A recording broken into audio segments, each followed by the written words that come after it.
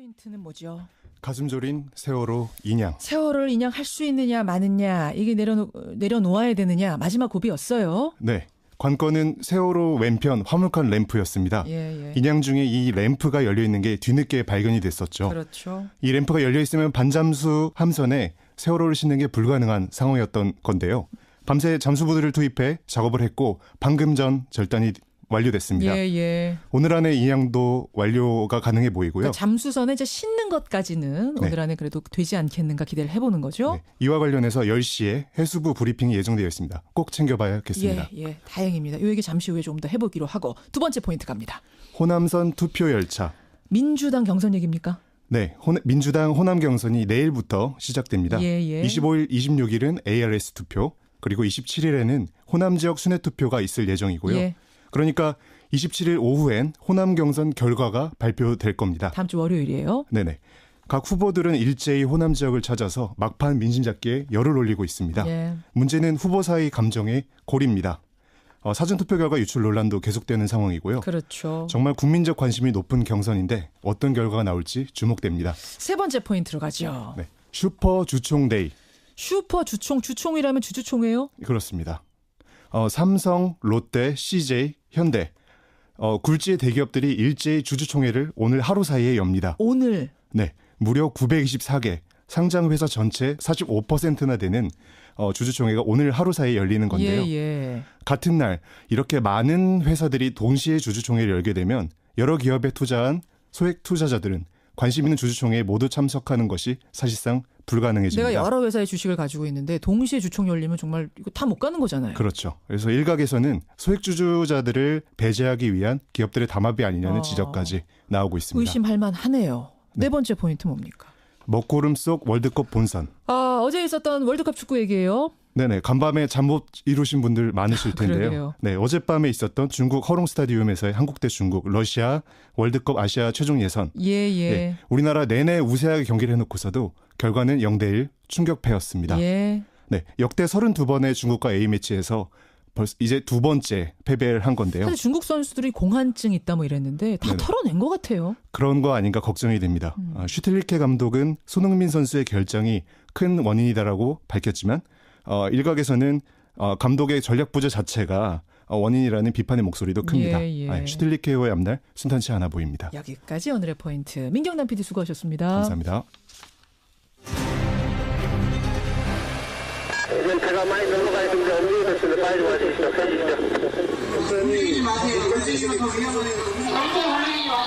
세월호 인양 작업이 사고 1074일째 이어지고 있습니다. 세월호 인양에 소극적이었던 정부는 박근혜 전 대통령 탄핵이 이뤄지자 열흘 남짓 만에 인양 작업에 들어갔습니다. 예, 어제 이 시간만 해도 순조롭게 진행되던 세월호 인양 작업이 선체의 12m까지 물 밖으로 올라왔을 때 그때 문제가 발생했습니다. 좌현의 램프. 그러니까 여러분 이제 차를 타고 큰 배로 올라갈 때 큰 문이 열리죠. 배하고 육지를 잇는 일종의 다리 같은 게 열리는데 바로 그 부분을 램프라 그럽니다. 근데 배를 들고 보니까 그게 열려 있었던 겁니다. 그 크기가요. 높이 11m, 폭 7.9m나 되는 문입니다. 그게 밑으로 쭉 늘어지다 보니까 세월호를 밑에서 받치러 이제 반 잠수함이 들어가야 하는데 그 공간이 안 생기는 거죠. 문이 쭉 늘어져서 덜렁덜렁 있으니까요. 그래서 인양 작업은 중단이 됐고 밤새 그 출입 램프 절단 작업이 있었습니다. 되느냐 마느냐. 오늘까지 안 되면 이번 작업 또 중단이다. 이런 얘기가 나오는 가운데 제가 방송 들어오기 직전에 이 램프 절단 작업이 완료됐습니다. 끝이 났습니다. 자, 현장 연결하죠. CBS 보도국 김민재 기자 연결이 되어 있습니다. 김민재 기자. 예, 진도 팽목항에 나와 있습니다. 참 밤사이에 인양 작업에 돌발 변수가 생겼었어요. 예, 말씀하신 대로 어젯밤 10시 해양수산부가 예정이었던 긴급 브리핑을 진도군청에서 열었습니다. 예. 세월호 선체 꼬리 왼쪽에 있는 램프가 열려서 이것부터 제거하겠다는 얘기였습니다. 그렇죠. 예, 말씀하신 대로 이게 평소에는 선체 벽 역할을 하다가 부두에 정박하면 자동차나 사람이 오가는 다리 역할을 하는 구조물인데요. 그렇죠. 어제까지만 해도 밤새 세월호를 다 올려서 오늘 반잠수선에 싣기로 하지 않았습니까? 예.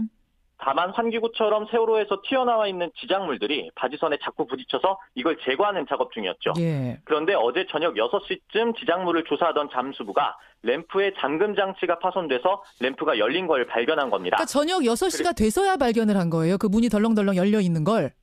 그렇죠. 이게 세월호 선체를 들어 올리면서 이걸 발견했다라는 게 정부의 주장인데요. 예. 그래서 어제 저녁부터 당국이 램프부터 잘라내고 선체 인양 작업을 이어가기로 한 겁니다. 그렇군요. 예. 다행히도 조금 전에 절단이 다 된 거죠, 김민재 기자? 예, 지금 방금 다 잘라냈다라고 공지 문자가 기자단들에게 전파가 됐습니다. 참 다행입니다. 그럼 오늘 작업 일정은 어떻게 되는 겁니까?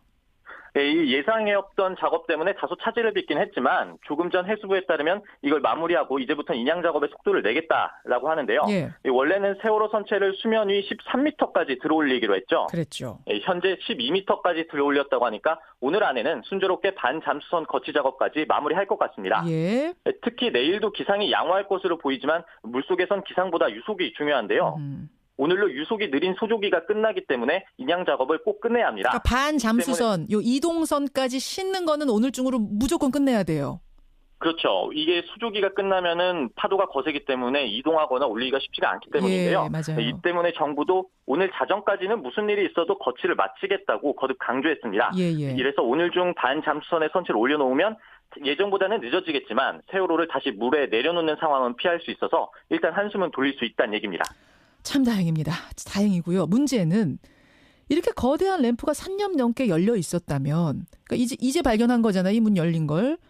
미수습자라든지 또 사고 원인을 밝혀줄 수 있을 만한 어떤 그 물품 같은 것들이 유실됐을 가능성은 없을까요? 정부 발표를 액면 그대로 믿으면 그럴 일은 없다고 합니다. 이 잠수부가 물속에서 확인을 해보니까 예. 컨테이너가 입구를 틀어막고 있어서 램프가 열려 있어도 선체 안의 화물이 유실될 상황은 아니라는 겁니다. 또 여기에다가 유실 방지망도 더 강화하고 인양 작업을 다 끝내면 잠수부들이 물속에 들어가서 혹시 유실된 물품은 없나 확인 작업도 할 예정입니다. 예. 하지만 정부가 3년 동안 인양을 준비했다면서 이런저런 이유로 작업이 늦어지는 것 자체가 문제입니다. 그렇죠. 가뜩이나 인양을 일부러 늦춘 것 아니냐는 의혹을 받고 있는데 지금 제 속도를 내고 있다지만 선체 밑바닥에 깔려 있었다, 리프팅 빔에 가려졌다 이런 돌발 변수 때문에 자꾸 작업이 늦어진다고 하니까 국민들로서는 불안함을 지우기 어렵긴 합니다. 이게 지금 램프가 무슨 11m, 7.9m 이렇다면서요. 굉장히 큰 램프라면서요. 예. 근데 그거를 컨테이너로 어떻게 다 막고 있었다는 건지 저는 그것도 잘 상상은 안 되는데 어쨌든 정부 발표는 그 문이 막혀 있었기 때문에 걱정은 말아라. 네, 그렇게 말하고 있습니다. 근데 김민재 기자, 저 램프를 이렇게 막 잘라도 그거는 상관없습니까? 사고 원인 밝히는 거하고? 지적해 주신 대로 이 선미 램프가 사고 원인과 연관된 거 아니냐는 지적이 그동안 있었는데요. 예. 재판에서 세월호 1등 항해사 강모 씨가 참사 전날 램프를 닫았는데도 빛이 틈새로 비춰졌다. 즉 물이 셀 수 있는데 이걸 얘기해도 수리를 안 해줬다고 증언했던 곳입니다. 이 때문에 전문가들 중에선 이곳이 만약에 제대로 방수가 됐다면 예. 이 배가 기울어졌을 때 침수를 어느 정도 막을 수 있었을 거 아니냐는 지적도 나왔고요. 이처럼 사고 원인과 직결될 수 있는 부분인데 정부가 그동안 미리 확인도 안 하고 이 상황이 발견이 되니까 허겁지겁 잘라내겠다 이렇게 하니 저희도 상황을 좀 유심히 지켜봐야겠습니다. 지금까지 진도에서 전해드렸습니다. 예. 김민재 기자 고맙습니다. 예, 진도 인양 작업 현장에 있는 CBS 김민재 기자를 먼저 연결했습니다. 이 전문가들은 이 상황 어떻게 바라보고 있을까요? 오늘도 공기령 교수 연결을 해봐야겠네요. 해양대 공기령 교수. 교수님 나와 계세요. 예, 안녕하세요. 다행히 제거는 됐습니다만 이것 때문에 반 잠수함에 올리지 못할 정도의 그런 심각한 문제였던 겁니까? 예, 그 선체부로 나와 있는 가장 큰 구조물 중에 하나가 램프였습니다. 그런데 그 램프가 이 케이블을 가지고 열고 닫고 하는데 단단하게 고정되어 있지 않아가지고 세월호가 침몰하면서 그쪽으로 화물이 쏠려서 아마 반쯤 열렸을 거로 그렇게 지금 판단이 되어집니다. 근데 앞에서 김민재 기자하고도 얘기했습니다만 본인양 시작하기 전에 잠수사들이 물속에 몇 번이나 들어가서 물속 상태를 확인했는데 그리고 들어 올려지는 와중에도 잠수사들이 수시로 분명히 들어가서 확인을 했을 텐데 이 커다란 출입문 열려 있는 걸 그렇게도 모를 수 있습니까? 12m 들을 때까지? 그러게 이제 뻘에 묻혀 있을 때는 그 부분이 아마 1m 이상 들어가 있어서 발견하지 못한 부분이 있는데 예. 그것도 미리 이제 스캔을 이용해 가지고 몇 번 선체를 조사한 바가 있습니다. 그리고 말씀하신 것처럼 이제 10m 이상 들어올리는 과정에서 그쪽 부분이 선체 바깥쪽으로 튀어나와지는데 그 부분에 대한 조사가 이루어지지 않은 부분에 대해서는 좀 이해하기 힘든 그런 부분입니다. 그렇죠. 12m 끌어 들어 올렸으니까 1m만 더 들어 올리면 되는 상황에서 이걸 발견했으니 지금 이제 잘려졌으니 망정이지. 그렇지 않았더라면은 이거 다시 내려놓아야 되는 상황이 될 뻔도 했어요. 그렇습니다. 그럼 또 잘려진 것도 조금 문제가 있는 게 그 부분이 말씀하신 것처럼 크기가 이제 길이가 10m, 폭이 7m 정도고 이렇게 4단으로 접어지게 되어 있습니다. 예. 그래서 이제 그걸 제거하면 커다란 구멍이 생긴 겁니다. 그래서 또 그 선미 쪽으로 선체가 무겁기 때문에 균형을 아무리 잘 잡아도 그쪽으로 이제 지금 유실물들이 나갈 가능성이 높고 그거에 대한 대비가 철저하게 이루어져야 될 것으로 생각이 되집니다. 그러네요. 유실 방지망을 지금 치고 배를 올리는 거죠? 지금 완전히 친 게 아니고 이제 해저 바닥에 일부 펜스를 쳐놓고 그다음에 그쪽 부분은 그 방지망을 지금 다시 작업을 해야 될 것 같은데 그 방지망이 튼튼하지 않으면 이 하물이 쏠리면서 그걸 뚫고 나갈 수도 있습니다. 그래서 커다란 구멍이라 그 작업이 쉽지는 않을 것으로 생각이 되어집니다. 그리고 이번에 램프 자르면서 그 출입문 자르면서 또 훼손됐을 가능성도 이것도 생각을 해야 될 것 같습니다. 근데 이모 저모 꼼꼼하게 다 체크해가면서 작업을 해야겠다는 생각을 이 램프 돌발 변수 생기는 거 보면서 또 하게 됐어요. 자, 일단은 됐습니다. 일단 램프는 잘랐습니다. 오늘 중으로 반잠수함 이동선 위로 올릴 수 있을 것 같다고 합니다. 교수님. 어제 연결했을 때는 이제 배가 살짝 드러난 상황이었기 때문에 요 살짝 드러난 거 보고는 뭐 아직은 뭐라고 얘기 못 하겠다 하셨잖아요.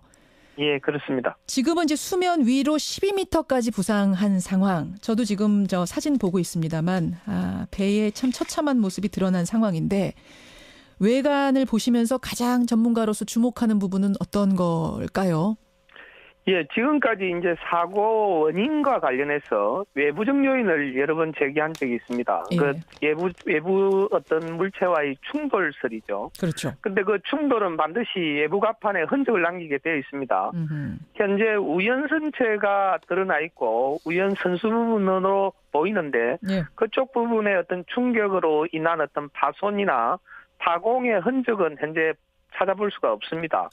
그래서 이 자연 선체 쪽을 완전히 들어봐야 되겠습니다만은 현재까지는 외부 어떤 충격설에 대해서는 흔적을 발견하기 어렵습니다. 예, 외부 충돌설이 끊임없이 제기가 됐는데 진짜 일단 이쪽 보기로는 지금 아주 다 드러나는 건 아니지만 12m까지 드러나는 걸로 봤을 때는 외부와 충돌한 흔적은 보이지 않는다. 그쪽 설은 일단 아닌 것 같다 이 말씀이세요? 예, 그렇습니다. 이 정도 부패와 훼손이면은 이건 어느 정도나 심각한 걸로 보세요? 예, 선체 외판은 페인트가 칠해져 있고 또 그 외판의 뚱캐가 두껍기 때문에 3년간 물속에 들어 있어도 뭐 함몰이나 변형의 흔적은 찾아보기가 힘들 겁니다. 그렇지만 이제 내부 격벽 같은 것들은 자체적으로 이미 함몰된 부분도 있을 거고 나중에 조사를 위해서 진입하는 과정에서 추가로 함몰할 수 있기 때문에 안전도 검사를 철저하게 해야 될 것으로 생각이 돼요. 그래요. 제일 중요한 임무는 미수습자 9명 찾는 일인데 이 배의 상태로 미루어 봤을 때 물론 뭐 예단은 못하겠습니다만 속단은 못하겠습니다만 미루어 봤을 때 작업 과정 어떨 거라고 짐작되세요? 예, 가장 중요한 부분입니다. 현재 미수습자 9분을 찾는 것이 가장 중요한 부분인데 현재 그 선체가 이렇게 자연으로 누워져 있는 상태인데 사실은 그 인양의 완성은 선체를 바로 세우는 거였습니다. 그런데 이제 인양 과정에서 이 방법이 바뀌면서 현재 자연으로 누운 상태로 이 인양을 하겠다는 건데 누운 상태에서는 사실은 그 진입하기가 쉽지가 않습니다.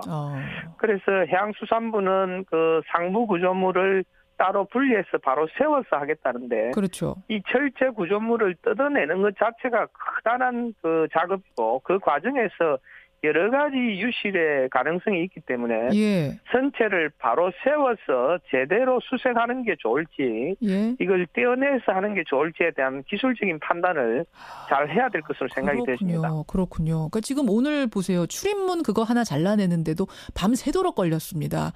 우여곡절 끝에 잘라냈는데 이걸 이제 객실 부분을 아예 분리해서 미수습자를 수습하는 게 얼마나 시간이 걸릴지, 기술적으로는 어떨지 이것도 고려를 해야 된다는 얘기고. 그러니까 세우는 게 나을지 아니면 이 상태에서 절단해서 구조하는 게, 수습하는 게 나을지 이 부분은 고민을 해야 된다는 말씀이세요. 예, 그렇습니다. 네, 여기까지 일단 짚어보죠. 공기령 교수님 고맙습니다. 예, 감사합니다. 한국해양대학교 항해학부 공기령 교수까지 만났습니다. 안녕하세요. 유미경 님이요. 아니 유실 방지망도 설치했다면서 그 설치하면서도 큰 출입문 열린 걸 몰랐단 말입니까? 유실 방지망은 제대로 설치한 거 맞냐? 그것도 의심스럽다 그러셨어요. 인양업체 중국 업체죠. 예, 이 업체가 믿을만 하냐라는 의문들도 많이 보내주시는데 오늘 2부에 박주민 의원 나옵니다. 세월호의 또 하나의 가족이라고 불리는 박주민 의원과 박종훈 변호사가 아예 스튜디오로 나오세요. 그분께 이런 질문 저런 질문 궁금증 다 물어보겠습니다. 네, 행간가죠. 듣겠습니다. 그러세요. 민주당 경선이 시작이 됐습니다. 예. 이미 지난 22일 사전 현장 투표가 끝났고요. 바로 이번 주말에 ARS 투표를 시작으로 운명의 호남 경선이 치러지게 됩니다. 예. 다음 주 월요일이면 진짜 대선 판도를 결정지을 호남 경선 결과가 이제 나오게 되는데요. 월요일입니다. 이 아슬아슬 살얼음판 호남 경선 이 뉴스의 행간을 좀 살펴볼까 합니다. 그러니까 지금 이제 사전 투표가 먼저 이루어졌는데 네. 이 결과가 유출이 되면서 지금 뭐 더 좀 아슬아슬한 느낌이에요. 예, 굉장히 좀 불안하다 이런 얘기를 하시는 분들이 많은데요. 예. 이게 지난 22일 전국 250개 투표소에서 현장 투표가 실시가 됐거든요. 그렇죠. 근데 그 이후에 이 현장 투표 결과로 의심되는 자료가 외부로 유출이 됐습니다. 누가 얼마 얻었다, 누가 얼마 얻었다, 뭐 이런 게 이제 네, 어떤 후보가 돌아다니는 거예요. 카톡방에. 압도적으로 뭐 누가 높다, 뭐 이렇게 나와가지고 이것 때문에 더 지금 논란인데요. 그렇죠. 뭐 이 사실이 알려지자 당이 그냥 발칵 뒤집어졌습니다. 당 선관위가 근거 없는 조작된 자료다 이렇게 발표를 했지만 한때 후보들 사이에서 이 투표 무효, 경선 보이콧 주장까지 나올 정도로 굉장히 분위기가 격앙돼 있습니다. 예. 뭐 유포자를 찾아내서 처벌해야 한다. 뭐 엄중한 진상 조사가 필요하다 이렇게 예. 지금 요구를 하고 있는 상황입니다. 그렇죠. 아슬아슬 살얼음판 민주당 호남 경선 이 뉴스의 행간 이면에도 뭐가 깔려 있습니까? 네. 첫 번째 행간은 석류가 익을 대로 익었다입니다. 석류 얘기가 여기서 왜 나옵니까? 가을에 석류가 익을 대로 익으면 어떻게 됩니까? 터지죠. 예. 더 이상 견디지 못하고 속이 터져서 붉은 알이 밖으로 나오게 되잖아요. 그렇죠. 지금 민주당 경선 분위기가 바로 그런 것 같습니다. 갑자기 달궈져서 붉은 석류같이 속이 터져버린 상황이 되는 거 아닌가. 예. 그러니까 후보들과 캠프 사이에 감정의 골이 패일 대로 패여서 이 진절이 나는 상황까지 치닫고 가는 거 아닌가. 이 문재인 안희정 후보 보시면 아시겠지만 이 네거티브 공방 주고받으면서 진절이 가난다, 정 떨어진다 이런 표현까지 지금 사용하고 있잖아요. 그러게요. 그러니까 이런 상황에서 현장 투표 결과까지 외부로 유출이 되면 네. 이쯤 되면 뭐 거의 브레이크가 작동하지 않는 통제 불능 상태로 가는 거 아닌가 우려가 될 수밖에 없습니다. 그러니까 말로만 우리는 뭐 한 팀이다, 뭐 버스 위에서 내려와 캠페인하면 뭐 하겠습니까? 후보들이 심리적으로 같은 당 후보라고 생각을 해야 되잖아요. 그렇죠. 그러니까 그렇게 여기지 않으면 그만이거든요. 예. 그러니까 마주 달리는 열차, 석류처럼 봉숭아 꽃이처럼 터지기 직전이다. 과연 이 흐름을 멈출 수 있을까? 국민들도 지금 조마조마한 심정으로 지켜보고 있다. 이런 얘기입니다. 그러니까 민주당 경선관리위원회가 더 철저하게 했었어야 돼요. 그럼요. 이런 상황까지 생각을 했었어야 되는데 이 과열 상황에서 이 문제까지 터지니까 정말 지금 석류처럼 돼가는 거 아닌가. 맞습니다. 우려가 나오는 거죠. 만약에 공개가 될 수 있는 상황이었다 그러면은 예. 미리 공개를 하든가 아니면은 완전히 이럴 여지를 차단하도록 그렇죠. 나중에 투표하도록 하든가 했었어야죠. 두 번째 인간 뭡니까? 두 번째 인간은 어게인 2001을 꿈꾸지만 어게인 2012가 될지도 모른다입니다. 이건 무슨 말씀이세요? 15년 전이죠. 2002년 민주당 경선 다 아마 기억하실 거예요. 우리나라 대선 경선 사상 가장 드라마 같은 경선이다 이런 평가를 노무현 받습니다. 후보가 돌풍 일으켰던 그 경선이죠. 네. 지지율 단 2%에 불과한 후보가 예. 지지율 몇십 퍼센트 되는 후보를 다 줄줄이 꺾고 올라갔습니다. 그렇죠. 그러니까 특권과 반칙 없는 세상을 내세워서 이런 경선의 교과서 같은 경선을 만들어냈거든요. 예. 그렇지만 2012년 경선은 어땠습니까? 12년에 어땠죠? 기억하고 싶지 않은 경선일지도 모릅니다. 민주통합당 당시 이제 입장에서는 문재인, 손학규, 김두관, 정세균 이 4명의 후보가 출마를 했는데요. 예. 경선 룰 협상 과정에서부터 삐걱거렸습니다. 이 모바일 투표 포함시키냐 아니냐 얼마나 이걸 또 반영할 거냐. 갈등이 대단했어요. 네. 첫 경선지 제주에서부터 아주 시끄러운 얘기가 나왔고요. 예. 울산 경선에서는 후보들이 경선을 보이콧하는 사태까지 갔습니다. 맞습니다. 결국 뭐 김 빠진 경선이 돼버렸고 대선에서 쓰디쓴 패배를 맛봤던 거죠. 민주당이 지금 그 2000이냐 2010이냐 선택의 기로에 있다고 보세요? 네, 맞습니다. 그러니까 경선을 어떻게 치르느냐, 얼마나 페어하게 치르느냐에 따라서 나중에 대선이 가까이 있느냐 아니냐 이게 갈릴 수 있다는 건데요. 예. 어게인 2002가 될 것이냐, 어게인 2012가 될 것이냐 아직 기회는 있습니다. 각 후보들과 선관위가 어떻게 대응하느냐, 어떻게 이번 일을 처리하느냐에 따라서 이 달라지는 경선을 만들 수 있다. 아름다운 경선을 만들 수 있다는 건데요. 지금부터 정신 바짝 차려야 한다. 이런 생각이 듭니다. 그러네요. 세 번째 행간 가죠. 세 번째 행간은 이제는 박적박이가 아니라 민정민을 기억해야 한다입니다. 박적박은 많이들 아시잖아요. 박근혜의 적은 박근혜. 이거 네. 굉장히 유행했던 말인데. 워낙 대세론 때 이제 나왔던 얘기고요. 민정민은 뭐예요? 민주당이 적은 바로 민주당이다. 지금 민주당 집권이 가장 유력하다 이런 게 중평 아니겠습니까? 왜냐하면 민주당 경선 후보 3명 합하면 이게 뭐 60%가 넘어가니까. 예. 그러니까 1등 주자가 다 이겼다가 지는 이유가 있습니다. 딱 한 가지. 뭐예요? 뭘 것 같으세요? 자기 발에 자기가 걸려져 넘어지는 겁니다. 맞아요. 네. 민주당이 이 좋은 기회를 다른 당에 넘기는 딱 한 가지 위험 요소는 뭐냐? 바로 내부에 있다는 겁니다. 외부가 아니라 내부의 적. 네. 내 문제. 그러니까 민주당 경선이 이제 열흘밖에 안 남았어요. 그렇죠. 민주당에서 대통령이 나오느냐 마느냐 마지막 변수는 바로 아름다운 경선이 되느냐 진흙탕 싸움으로 끝나느냐 여기에 달렸다는 겁니다. 작년 말쯤 4.13 총선 한 달 앞두고 각종 평론가라든가 여론조사 기관 모두 제1당이 새누리당이 될 것이다. 다 그렇게 얘기했어요. 김성환 씨도 그쪽에 비중을 두셨었죠. 아 그래도 여론조사 결과는 믿지 말라는 얘기 제가 했어요. 근데 다들 새누리당이 압승하는 줄 알았잖아요. 네 맞아요. 네. 그러니까 한순간에 훅 갔습니다. 맞아요. 새누리의 적은 새누리당 이란 사실을 깨닫지 못했기 때문이에요. 그렇죠. 진박공천에 옥새 파동 일으켜서 추락한 거거든요. 예. 지금 만약 민주당이 집권하고 싶다.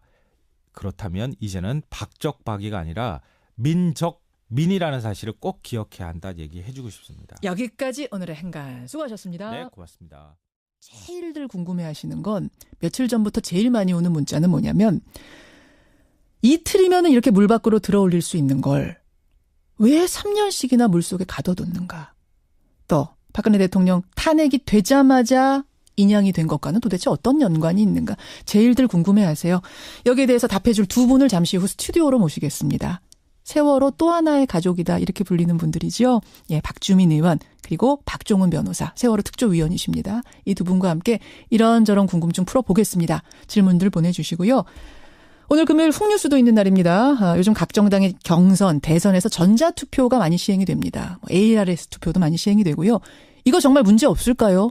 우려해야 할 지점은 없을까요? 권민철 기자가 훅 들어가 봤습니다. 50원에 담은 100원의 장문 유료 문자입니다. 샵 1212 카톡 레인보우까지 열어놓고 출발합니다. 예, 1073일 만에 모습을 드러낸 세월호 보면서 여러분은 어떤 생각 드셨어요? 세월호가 가라앉아 있던 3년여 동안 사실 선체 조사는 불가능했기 때문에 정확한 참사의 원인도 사실상은 가라앉아 있었던 셈입니다. 이제 인양과 함께 참사의 진실도 명확해질까요? 세월호 인양 특집으로 어제부터 보내드리고 있는 김현정의 뉴스쇼. 지금부터는 세월호의 남은 쟁점들, 우리가 풀어야 할 과제들 하나하나 짚어보겠습니다. 두 분의 귀한 손님을 아예 스튜디오로 오늘은 모셨습니다. 예, 바쁘신 와중에 와주셨어요. 사실은 세월호 희생자 가족을 제외하고는 이분들만큼 세월호 참사에 대해서 깊숙이 많이 아는 분 없을 겁니다.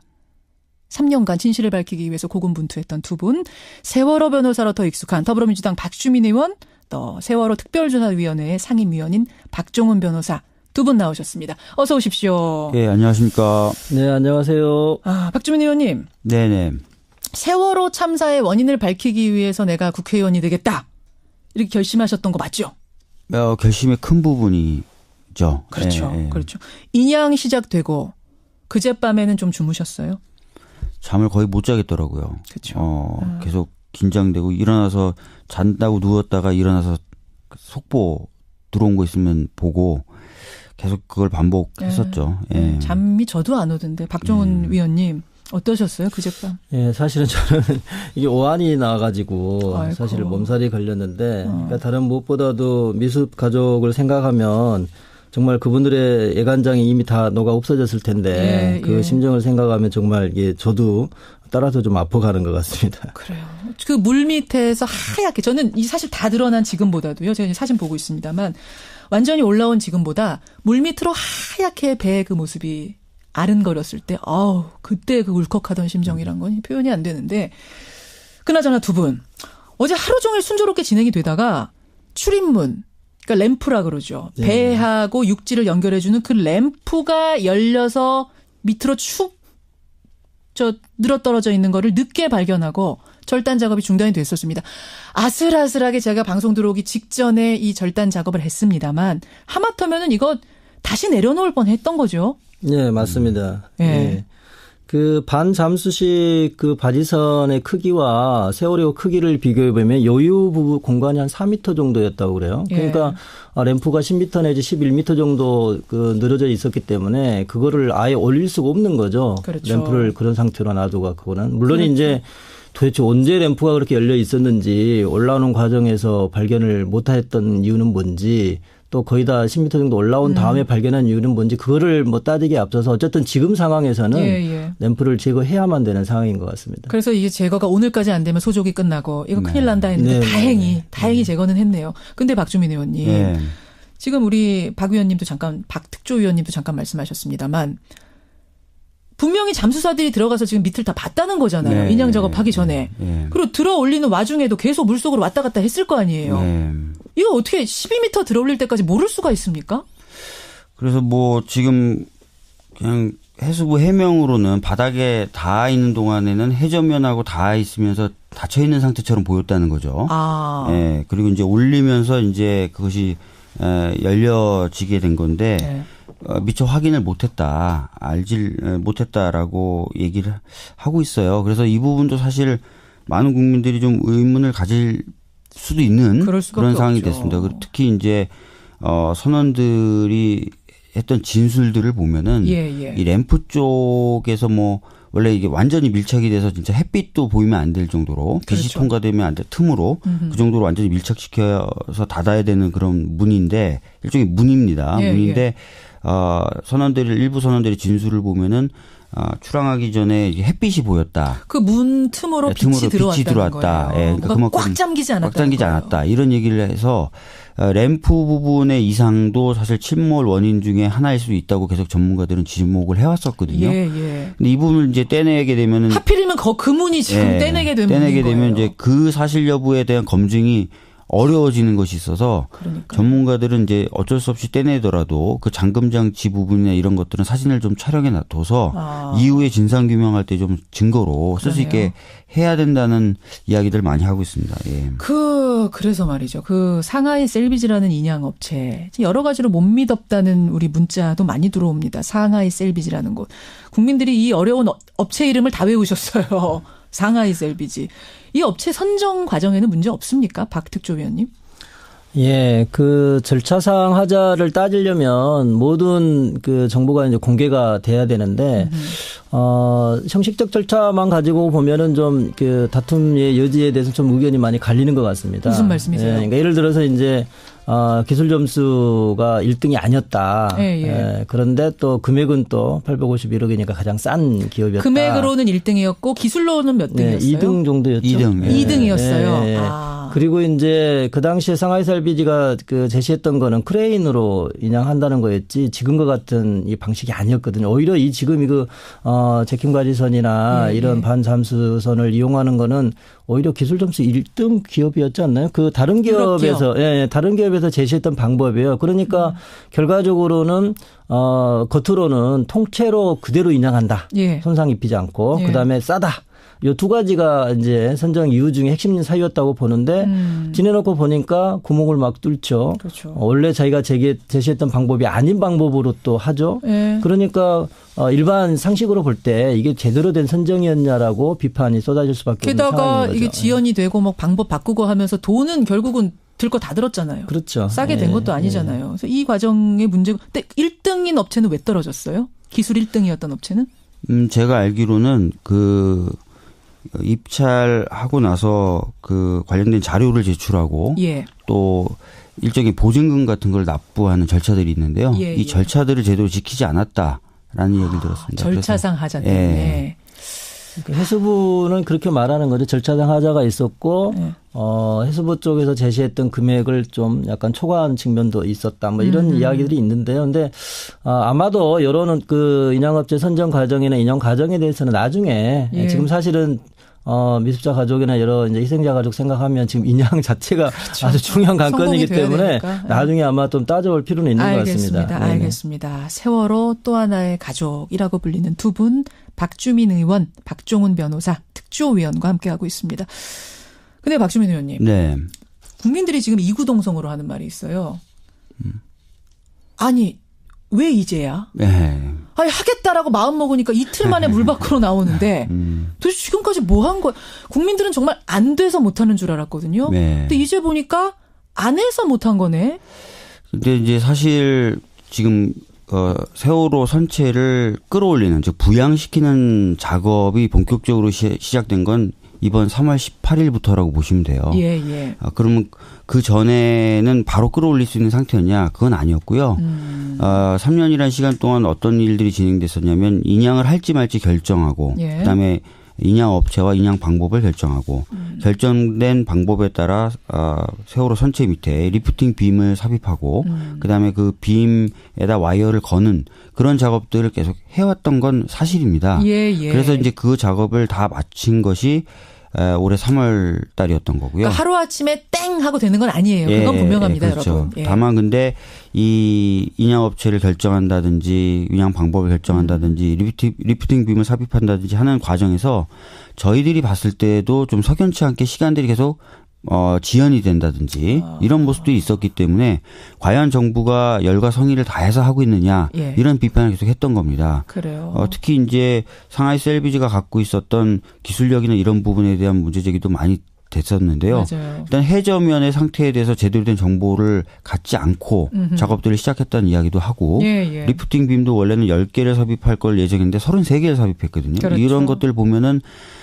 기술력이나 경험이 충분했던 업체는 아닌 것 아닌가라는 생각을 하게 되는 겁니다. 거기서부터 잘못되다 보니까 계속 시행착오가 벌어지고 시간 지연되고 이런 거잖아요. 그리고 마지막에는 아까 말씀하셨던 것처럼 부양시키는 방법도 결과적으로는 원래 유가족분들이 가족분들이 요구했던 그 방식으로 바꾸고 이러면 시간이 계속 더 걸렸던 거죠. 그렇죠. 그렇죠. 박종훈 변호사님 어떻게 어떤 얘기가 나오느냐면요. 오죽하면 박근혜 전 대통령이 내려가니까 세월호가 올라온다. 이런 말을 할 정도인 상황이에요. 그 말은 이런 거죠. 과연 박근혜 정부에서 이 세월호 선체를 진심으로 끌어올리려고 했겠나라고 하는 건데요.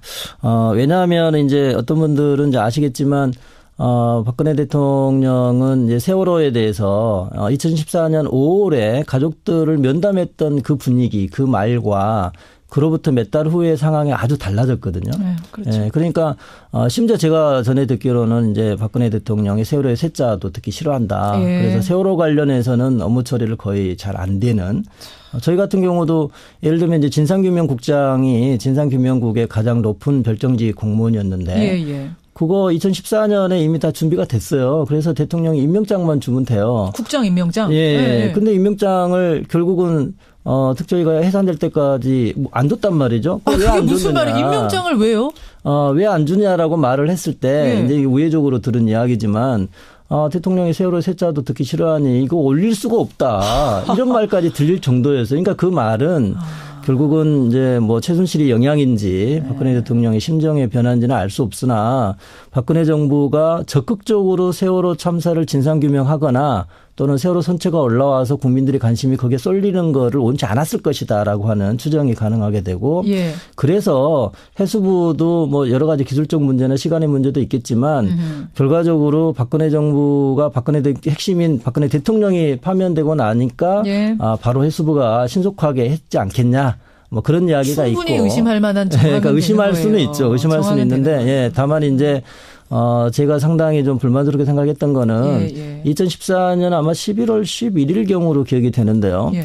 그 당시에 수색 중단 선언을 할 당시에는 가족들 입장에서는 이제 인양을 전제로 하는 거거든요. 인양해 줄 것이다. 그렇죠. 예, 빠른 시일 그렇죠. 내에. 그러나 그 당시에 제대로 유실방지 대책도 하지 않고 이런저런 이유로 시간을 끌었단 말이죠. 왜? 인양 결정이 안 되니까. 그렇죠. 결국 이거는 뭐 해수부만의 문제라기보다는 뭐 정권 차원의 문제가 아니었던가 그렇게 생각이 됩니다. 바로 이 지점에서 뭐 청취자 양희준 님도 문자 주셨어요. 블랙리스트에 올라온 세월호의 세 자를 대통령 앞에서 꺼낼 용감한 공무원이 있었을까? 이런 생각 국민들이 다 하시는 건데 저는 지난 그 국정농단 청문회 중에 듣고도 귀를 의심했던 대목이 뭐냐면 고영태 씨가 이런 말 했었어요. 최순실은 세월호의 노란색만 봐도 안 좋게 생각했다. 네. 여러분 기억하시죠? 최순실은 세월호 노란색만 봐도 안 좋아했다. 네. 이게 무슨 말이냐면은 그냥 세월호를 안 좋아했다 정도가 아니라 심지어 노란색도 싫어했다는 거거든요. 지독히 안 좋아했다는 거거든요. 그렇죠. 결국은 세월호를 최순실이 이렇게 싫어했다는 건 박근혜 대통령도 똑같이 지독히 싫어했던 건 아닐까. 네. 그래서 특조위 활동도 그렇게 힘들었고 인양 과정도 그렇게 지연됐던 건 아닐까라는 생각을 우리가 연상해 볼 수 있는 거죠. 네. 박 의원님 그렇죠. 네, 맞습니다. 네. 그러니까 이제 가족분들 입장에서도 황당한 게 2014년 5월 그때 16일경으로 기억이 되는데요. 예. 그때 이제 청와대에 와서 물론 저희 이제 법률대리인들은 못 들어가고 결국은 청와대가 약속을 어기고 저희들을 받아주지 않았기 때문에 저희는 못 들어갔습니다만은 그때 분위기는 좋았다는 거거든요. 대통령이 모든 거를 마치 다 해줄 것처럼 이야기했다는 거예요. 그게 언제라고요? 네, 그때가 2014년 5월입니다. 5월 날짜가 한 16일경으로 제가 기억이 그러면 사고 나고 한 달 정도까지는 그렇습니다. 다 해줄 것 같은 예, 그랬다는 거죠. 그러니까 이제 가족분들이 저희한테 와서 어쨌든 간에 뭐 특별법도 되고 특검도 되고 뭐 국정도 다 할 것 같이 이야기를 해서 되게 안심했다는 거죠. 근데 그 태도가 완전히 돌변하는 과정이 있는 거죠. 의심하는 거죠. 도대체 왜 이렇게 바뀌는 것일까? 그러니까 가족분들 입장에서는 이제 배신감을 느낄 수밖에 없는 거죠. 다 해줄 것처럼 말했는데 그렇죠. 국회 가보니까 안 되고 현업에 가보니까 안 된다는 거죠. 그렇죠. 그런 광경부터 시작해가지고 아까 제가 말씀드린 대표적인 게 이제 진상규명국장의 문제였던 거고 제가 가장 좀 요즘에 와서 깨달은 게 뭐냐면 뭔가요? 2015년 11월경에 뭐가 있었냐면 가족분들 중에 한 분이 대통령의 행적을 조사해달라고 요청을 한 적이 있어요. 7시간 동안 대통령은 뭐 했느냐. 그렇습니다. 우리가 잘 아는. 그 사건 신청 사건이 들어왔을 때 논쟁이 아주 거셌죠. 그리고 이제 하필이면 그 시기가 세월호 특조위의 2016년 예산이 또 이제 결정 날 만한 그런 상황이고 저희로서 상당히 부담스러운 상황이었는데 그거는 근데 저희로서는 신청 사건을 받을 수밖에 없는 거죠. 법에 그렇게 돼 있어요. 그걸 안 받을 수가 없는 거죠. 그렇죠. 해달라는데. 그랬을 때 여당 추천위원들이 뭐라고 항변을 했냐면 왜 대통령의 사생활을 캐려고 하냐 이렇게 주장했다는 거죠. 이게 2015년 얘기입니다. 네, 그렇습니다. 2015년 11월 달입니다. 근데 이제 제 개인적인 입장이 도저히 이해가 안 가는 거죠. 공부 시간에. 저는 어떻게 생각했냐면 분명히 집무실에 나와서 업무를 봤을 텐데 그거에 대해서 왜 사생활 캐기라고 우리를 공격하는가. 근데 이제 시간이 흘러서 보니 그 말의 의미는 상당히 있는 거죠. 예를 들어서 집무실이 없었고 관저에 있었다. 이제야 알겠네요. 이제야 알겠네요. 그때는 관저에 있을 거라고는 상상도 못 하셨어요. 아니, 당연히 집무실에 있다고 생각한 거죠. 대낮에 대통령이 설마 관저에 있었겠네요. 근무 시간이잖아요. 이게 왜 사생활이냐라고 얘기해. 그때 뭐라고 답 나왔어요? 네. 그래서 저희는 이제 사생활 캐기 아니다. 우리가 무슨 화장실 가는 거를 캐는 게 아니고 공적 업무를 수행할 때 어떤 보고와 어떤 지시를 했느냐를 조사하려는 거다. 그렇게 말하는 자꾸 사생활 캐기라고 말을 하니까 이게 너무 안 맞는 이야기죠. 상황 자체를 우리가 몰랐던 거예요, 사실은. 이제야 알겠다. 이제 보니 그런 상황이었다는 거죠. 자, 세월호 진실을 밝히는 두 분. 박주민 의원, 박종훈 특조위원과 함께, 박종훈 변호사와 함께하고 있습니다. 지금 청취자 문자가 굉장히 많이 들어오는데요. 0020님. 박주민 의원님, 앞으로 세월호 관련자 처벌은 어떻게 되는 건가요? 라고 물어보셨는데 지금 이준석 선장은 무기징역 받았고 그다음에 1, 2, 3정의 그 정장이라 그러나요? 최초로 구조하러 갔던 그분이 징역 3년 받았고 유병원 씨는 이제 변사체로 발견이 됐고 그 아들 같은 경우에는 징역 이분 이제 횡령인가 뭐 이걸로 또한 징역 2년 받았고 딸 유섬나 씨는 그냥 프랑스에 눌러 앉아 있고 요 상황이 다죠. 박주민 의원님. 맞습니다. 예. 지금 뭐 진상 규명이 제대로 되지 않고 있기 때문에 방금 말씀하셨던 것처럼 책임자라고 지목됐던 사람들 중에 극히 일부만 형사적인 처벌을 받았어요. 그래서 진상 규명 작업이 좀 다시 제대로 진행될 필요가 있고 그것을 위한 제2기 특조위가 올해 내로 다시 출범하게 됩니다. 1기 특조위보다 훨씬 더 강력한 권한을 가지고 있고 정부로부터 훨씬 더 독립된 지위를 갖고 있기 때문에 보다 큰 성과가 나을 것 같고요. 그리고 그 전이라도 만약에 정권이 교체된다면 정권 차원에서 그냥 일반 검찰을 통한 재수사나 이런 것들도 충분히 가능할 거라고 보여집니다. 7시간 말이에요. 아까 박종훈 특조위원도 말씀하셨습니다만 사실은 이제 국민들이 제일 분노했던 이유는 300명이나 되는 사람들이 침몰하는 걸 우리는 생중계로 보고 있었는데 세상에 생중계로 보고 있었는데 어떻게 구해내지 못하고 300명이 숨질 수가 있는가. 이것 때문에 더 미안하고 더 화가 나는 거거든요. 국가의 기능이 사실상 멈춰 있었던 7시간. 근데 그 7시간의 행적을 특검도 못 밝혀냈습니다. 헌재도 그건 탄핵 사유까지는 아니라고 했습니다. 그럼 그냥 그건 이대로 덮이는 건가? 어떻게 되는 거예요? 일단은 헌재 결정에 대해서 좀 말씀을 드리면은 헌재가 뭐 그 4월 16일 참사 당시 박근혜 대통령이 잘했다고는 한마디도 한 적이 없습니다. 미흡하고 부적절했다라는 말을 계속하고요. 그리고 박근혜 대통령은 본인이 그날 이런저런 세월호 관련된 일을 했다고 하지만 관련된 소명 자료가 하나도 제출이 안 됐어요. 거듭 제출하라고 했지만 통화 기록이라든지 이런 것조차 하나도 제출된 게 없었고 또 탄핵 선고일 전날인가요? 중대본에서 참사 당일날 중대본에서 차량 돌진 사고가 있어서 늦었다고 얘기했다가 그것에 관련된 동영상이라는 걸 탄핵 인용 결정 하루 전날인가 동영상을 냈는데 사실 그 동영상도 사고 동영상이 아니라 불법 주차에 인양된 기자가 어이가 없었죠. 밥 먹으러 가면서 불법 주차한 걸 견인하는 그런 장면이었기 때문에 박근혜 대통령의 주장을 뒷받침할 만한 증거는 하나도 제출된 게 없었다. 그런 것들 좀 분명히 아셔야 될 것 같습니다. 그러니까 그 7시간 동안 행적에 대해서는 가장 우려되는 것이 과연 청와대나 박근혜 전 대통령이 진실을 말했는가라고 하는 거죠. 무슨 보고 지시를 받았다고 하는데 진짜 그랬을까? 방금 박주민 의원 말씀하신 것처럼 그런 증거가 제출된 게 없어요. 정보공개 청구해서도 안 됐고 헌재에도 제출을 안 했어요. 저는 기본적으로 의심할 수밖에 없는 거죠. 제대로 된 보고 지시 없었다. 이게 이제 첫 번째고 두 번째는 헌재 재판관님들은 아마 이 부분까지 생각은 못 하셨을 것 같은데 기본적으로 어떤 그 사고가 발생하면요. 초기에는 현장 그 대응하는 책임자가 아주 중요합니다. 그러니까 현장 책임자의 책임이 아주 중요하기 때문에 그것도 대통령이 함부로 관여할 수 있는 건 아니에요. 9.11 사태 날 때도 뉴욕시의 소방서장이 중요한 거지 대통령이 중요한 건 아니거든요. 그런데 문제는 그거를 꾸준히 모니터링하면서 초기 대응이 실패하거나 실패하고 있다는 것을 감지하는 순간 국가 시스템이 작동돼야 된다는 바로 거죠. 그거죠.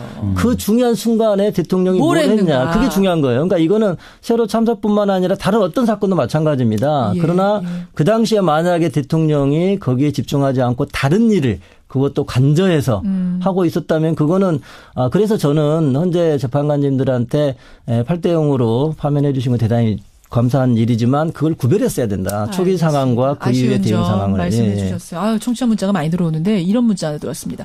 반 잠수함에 오늘 올리면 인양 끝나는 겁니까? 그렇지 않습니다. 아닌가요? 이거는 육상에 거치될 때까지는 우리가 어떻게든 성공적으로 인양이 하려면 계속 기도하고 기다려야 되는 게 육상에 거치되기 전까지는 어떤 일이 발생할지 알 수가 없어요. 그럼 끌어오다가도 이게 뒤집어지고 막 이럴 수도 있어요? 만약에 끌어오다가 남해 바다에 이게 빠지게 되면 이제 도저히 건져 올리기 어려운 상황이 될 수도 있는 것이죠. 그래서 제가 볼 때 가장 위험한 순간은 아마 반 잠수식 그 바지선에 제대로 고정적으로 결박을 할 수 있느냐. 그 올리는 것까지만이 아니라. 그렇죠. 가장 위험한 순간인 것 같고 물론 이제 안정적으로 고착을 시킨 상태에서 하루 정도 목포 신항으로 가는 거는 상대적으로 덜 위험할 것 같습니다. 30초인데 박주민 의원님 하나만요. 3238님이 만약 정권이 이제 다음 정권이 들어서면 유병원 사망 사건을 다시 조사할 의향이 있으십니까? 짧게 답해달라고 하셨어요. 이미 이제 저희 당 쪽에서는 전면적인 재조사가 필요하다고 보고 있어요. 그러세요? 꼭 유병헌만 관련된 게 아니라요. 알겠습니다. 자, 두 분과 오늘 여러분의 질문 이모저모 세월호 인양을 바라보면서 여러 가지 이야기를 나눠봤습니다. 직접 나와주셔서 감사드리고요. 끝까지 세월호 또 하나의 가족으로 남아주시기를 부탁드리겠습니다. 고맙습니다. 예, 감사합니다. 네, 감사합니다. 더불어민주당 박주민 의원 그리고 세월호 특조위원이죠. 박종훈 변호사였습니다.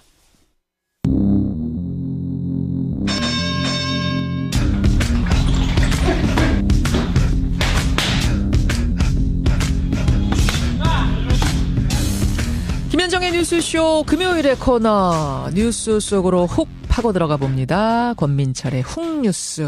오늘도 권민철 기자 나와 있습니다. 어서 오세요, 권 기자. 안녕하세요.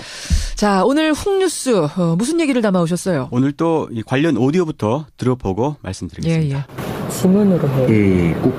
지문 날인이 완료된 투표권을 받아 투표 문제가 나와서요. 투표하세요. 신분 좀 주세요.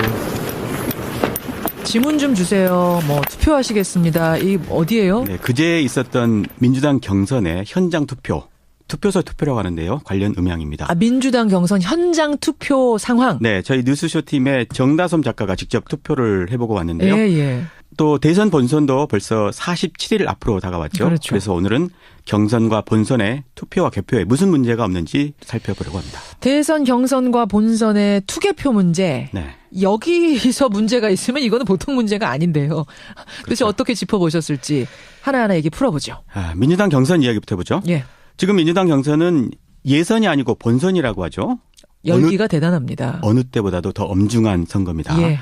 그런데 이런 잡음이 있으면 안 될 텐데 지금 상황이 그렇지가 않죠. 그러니까 세월호 인양 뉴스에 조금 가려지긴 했습니다만 현장 투표 결과가 사전에 유출이 됐어요. 맞습니다. 난리가 났죠. 네, 중간 개표 결과로 보이는 자료가 유출이 됐는데 예. 여론조사 결과조차도 투표에 영향을 미칠 수 있기 때문에 투표 앞두고 공개를 안 하고 있죠. 그렇죠. 그런데 개표 결과가 유출이 됐다. 이건 참 충격적인 일이죠. 예. 현장 투표 비율이 전체 투표의 14%밖에 안 되는데 이게 나머지 경선 투표에 영향을 미칠 수 있기 때문에 심각하다는 겁니다. 당은 곧바로 진상조사에 들어가겠다 얘기를 하긴 했습니다. 그렇습니다. 하지만 이보다 훨씬 더 큰 일이 벌어질 수 있는 투표가 있습니다. 바로 뭔가요? 이겁니다. 2차 선거인단 모집은 본인 명의의 휴대전화를 이용하는 ARS 투표 신청만 가능하며 선거인 명부 등재를 취소한 경우에는 다시 신청하실 수 없습니다.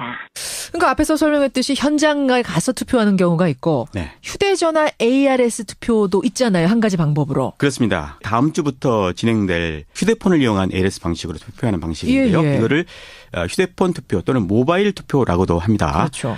남아있는 경선 투표 86%가 바로 이 ARS 투표가 되겠습니다. 근데 뭐가 문제가 될 수 있다는 거죠? 바로 해킹 문제입니다. 사실 스마트폰은 작은 컴퓨터라고 하죠. 그렇죠. 그것도 늘 온라인 상태인 컴퓨터. 스마트폰이 이 보안에 취약하다는 건 너무나 잘 알려진 사실이죠. 고려대 김승주 교수 이야기 들어보시죠. 예. 모바일 투표라는 것 자체가 어떤 시큐리티상의 위험성은 항상 존재하기 때문에 어떤 중요 선거에 적용하기엔 좀 무리가 있는 시스템인 건 맞아요. 우리가 뭐 스마트폰 해킹 뭐 이런 얘기는 굉장히 많이 나오잖아요. 그러니까 컴퓨터 해킹 연구된 것만큼 스마트폰에 대한 해킹 방법들은 굉장히 많이 연구가 돼 있거든요. 그리고 어떤 그런 거 하기 위한 해킹 툴 같은 것도 굉장히 일반화돼 있고 그리고 가보면 그 공장처럼 막 돌아가거든요. 휴대폰의 해킹 가능성을 지금 이제 우려한 건데 네. 근데 경선을 ARS 투표로 한 게 이번이 처음은 아니잖아요. 2012년 그 경선 때도 있었습니다. 했었습니다. 물론 그때는 해킹 이슈도 없었죠. 예. 하지만 그때는 예선, 지금은 사실상 본선. 해킹의 유혹이 훨씬 더 큰 선거라는 게 다른 거죠. 그럼 외국에서도 본선을 스마트폰으로 투표하는 나라는 없습니까? 거의 없습니다. 다만 스위스의 일부 주에서 휴대폰 투표를 한다고 합니다. 그래요? 하지만 거기는 예선이 아니라 본선입니다.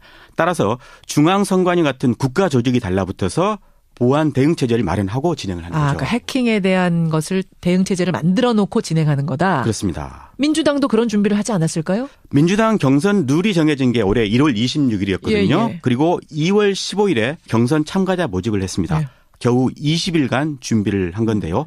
이런 보안 문제를 대비할 시간은 아니었죠. 그래서 지금 할 수 있는 거라곤 해킹될 확률이 적다와 같은 자기 최면일 뿐입니다. 민주당 관계 얘기 들어보시죠. 예. 일단 ID 센터는 방화벽을 뚫어야 되는 거지 않습니까? 그리고 들어온다 들어 서버에 또 방화벽을 뚫어야 되는 거고요. 들어와서 또 그 프로그램 뭘 건드려야 되는 건데 예, 그렇게까지 할 수 있는 사람은 세계에서 몇 명밖에 없을 것 같고요. 그렇게까지 할 수 있는 사람이 세계에 몇 명이나 있겠는가? 걱정하지 말라 이런 건데 예. 어때요? 이 사람 말대로 설사 민주당 쪽 서버는 이 방어벽이 튼튼하다고 해도요. 예. 문제는 앞서 전문가가 지적한 대로 유권자 쪽의 스마트폰은 해킹에 무방비로 노출돼 있다는 게 문제가 되겠습니다. 그러면 중앙선관위가 나서서 관리를 좀 해주면 외국처럼 네. 그러면 좀 안심할 수 있으려나요? 그렇겠죠. 선관위야말로 그런 일을 전문적으로 하는 국가기관이니까요. 그렇죠. 하지만 선관위는 종이로 하는 현장 투표는 관리를 하지만요. 예. 휴대폰 관리는 관여하지 않고 있습니다. 우리의 선관위는 휴대폰까지는 신경 못 쓴다는 거군요. 민주당에서 선관위는 빠지라고 한 겁니다. 아하. 그래서 두 개의 사설업체가 지금 민주당 선관위 역할을 대행을 하고 있는 겁니다. 안 그래도 지금 민주당 경선이 과열인데 이렇게 보안 문제를 지적하고 나서면 안전 문제가 취약하다라는 문제가 제기가 되면 선거 결과의 권위 문제까지도 이어지는 그런 거네요. 문제가 있을 수 있죠. 물론 경선 결과에 대해서는 후보자들 간에 승복 사약이 있었습니다. 예. 하지만 이런 보안 사고가 났을 때 어떻게 검증할 건지 그에 대한 구체적 논의는 없었던 걸로 확인이 됐습니다. 보안 사고로 인한 왜곡된 결과에 대해서까지 후보들이 승복을 할지 이거는 또 다른 문제로 지금 남아있는 거고요. 사실 이 얘기를 듣고 보니까 이게 민주당만의 얘기는 아니에요. 과거에 통합진보당 때 네. 통진당도 경선 과정에서 잡음이 있었고 대단한 홍역을 치렀었죠. 그랬었죠. 2012년 19대 국회의원 선거를 앞두고 온라인 경선을 했는데 예. 중복 대리투표로 특정 후보에게 몰표를 줬다가 당원 460여 명이 사법 처리가 된 적이 있습니다. 그랬었습니다. 그 후유증 때문에 당이 쪼개졌고 몰락의 길을 걷다가 결국은 해산까지 됐던 거죠. 예. 그러니까 민주당도 경선 결과에 대한 불복 사태, 어떤 권위의 문제가 일어나지 않게 하려면 지금부터 미리 점검을 해야 돼요. 문제가 터지기 전에. 예, 그래서 제가 오늘 이 이야기를 드리는 겁니다. 예. 그리고 불복 문제와 관련해서 또 하나 생각해 볼 만한 게요. 바로 대선 본선 이야기입니다. 아까 전에 경선하고 본선의 투개표 문제 보자고 권민철 기자 그러셨잖아요. 그랬었죠. 자, 그럼 지금부터는 본선의 투개표 문제로 넘어가 보죠. 본선은 종이로 투표를 하니까 이 보안 문제 거론할 건 없고요. 다만 개표 문제를 보려고 합니다. 대선의 개표 문제는 그동안에도 논란이 쭉 되오지 않았습니까? 네, 18대 대선 개표에 조작이 있었다. 그런 주장이 있었죠. 그렇죠. 급기야 이 문제가 국회 본회의 때도 거론이 되게 됐고요. 재작년 10월 대정부 질문에서 이 강동원 의원과 황교안 총리 간 공방 먼저 들어보시죠. 예. 총리, 개표 조작이라는 말씀 들어본 사실이 있습니까? 지금 의원님 말씀하신 내용은 사실과 다른 부분이 많습니다. 이 방송을 전국 내가 사람도 책임져요. 보고 국민들도 보고 있습니다. 자, 거기에 사실과 다른 말씀들을 하시는 부분은 조금 자중해 주셨으면 좋겠습니다. 자, 보세요.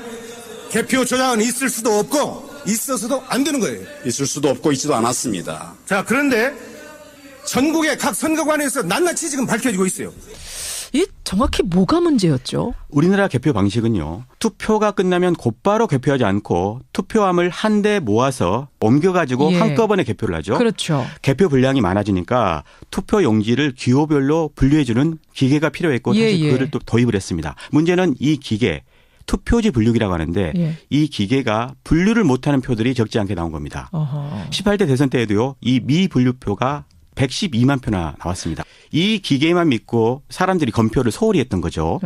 또 개표 관련 기록상의 오류, 또 개표 규정 위반 이런 사례가 상당수가 발견이 되면서 개표 부정 소리가 나왔던 겁니다. 그래서 소송까지 가고 그러지 않았어요? 대선 무효 소송이 있었어요. 그리고 정보 공개 관련 소송도 있었고 이런 소송만 30여 건이 있었습니다. 30여 건이. 특히 일부는 과격한 주장을 하다가 구속되기까지 했고요. 예. 크게 알려지지는 않았지만 사회적으로 큰 비용을 치렀던 겁니다. 그러네요. 문제는 올해 개표 때도 비슷한 일이 벌어질 가능성이 크다는 겁니다. 대선까지는 아직 40일 넘게 남았는데 미리 어떻게 이렇게 단정적으로 말씀하세요? 개표 과정이 달라진 게 없기 때문입니다. 아하. 만약에요. 민주당에서 대통령이 나온다면 올해는 보수 진영에서 같은 문제를 제기할 수도 있다. 그렇습니다. 박근혜 전 대통령 탄핵심판 대리인 맡았던 소석구 변호사 있죠. 예. 이분의 이야기 한번 들어보시죠. 제대로 검사를 해야 하는데 검사를 소홀히 하면 결과는 또 마찬가지 실수가 벌어질 위험이 있다는 것을 경고하는 거죠. 지켜지지 않고 전자개표에 이전해가 했다면 이거 선거 개표 부정에 대해서는 상당히 강력하게 문제 소송이 들어갈 수 있죠. 얼마든지. 승복할 수 없죠. 만약에. 그런 식으로 개표가 철저히 관리 안 되면. 이게 지금 서석구 변호사 말이에요? 그렇습니다. 서석구 변호사 똑같은 지금 문제 제기를 해왔던 분 중에 하나입니다. 아, 그래요? 그러니까 지난 대선 같은 방식으로 개표를 하면 나는 소송 들어갈 수도 있다? 물론입니다. 우리 팀이시면? 예, 그렇습니다. 그럼 어떻게 해야 된다는 거예요?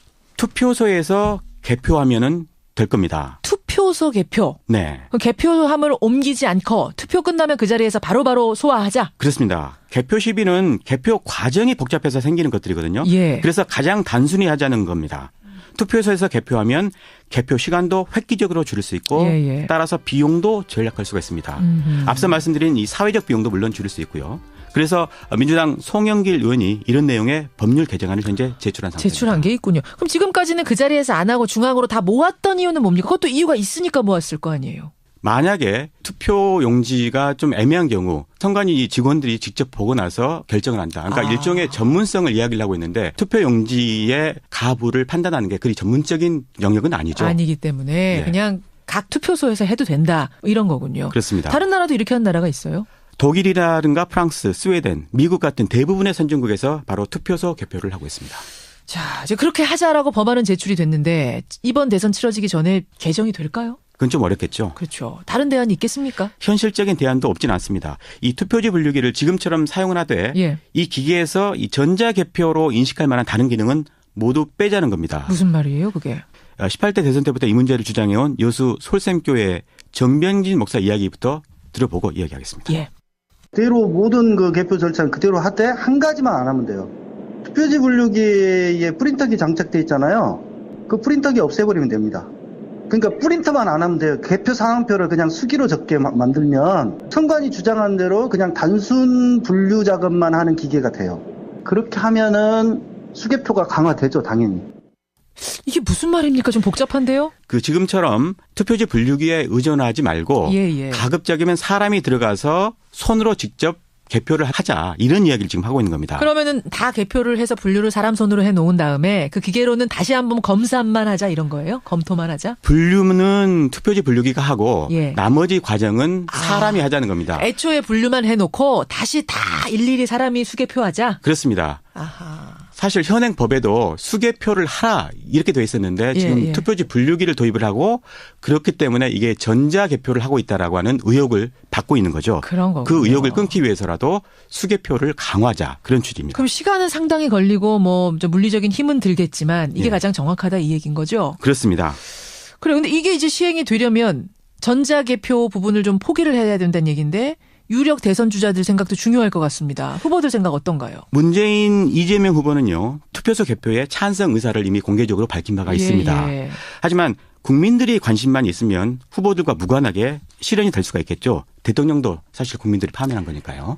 예, 이 전자개표 문제 우리가 관과했던 문제에 대해서 대선 앞두고 다시 한번 생각해 봤습니다. 여러분은 어떻게 생각하십니까? 민주당 경선에서 지금 치러지고 있는 ARS 투표 문제도 관심 있게 보시고요. 본선도 마찬가지고 결과에 잡음이 없도록 우리가 미리미리 신경을 써야겠습니다. 생각할 거리를 던져주셨어요. 권민철 기자. 네. 수고하셨습니다. 고맙습니다. 훅뉴스였습니다. 그 구원파 문제, 유병헌, 청해진 뭐 이런 것 다 몽땅 재수사해 줬으면 좋겠습니다. 부탁을 하셨고 8411님은 전 공학도인데요. 세월호를 단 이틀 만에 올렸다는 말은 좀 정확하지 않습니다. 많은 시행착오를 겪고 준비해서 올린 거죠.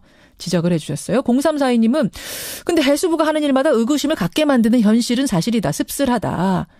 뭔가 진실을 감추려고 이렇게 지연되는 거 아닌가 하는 의심은 계속 가지셨다.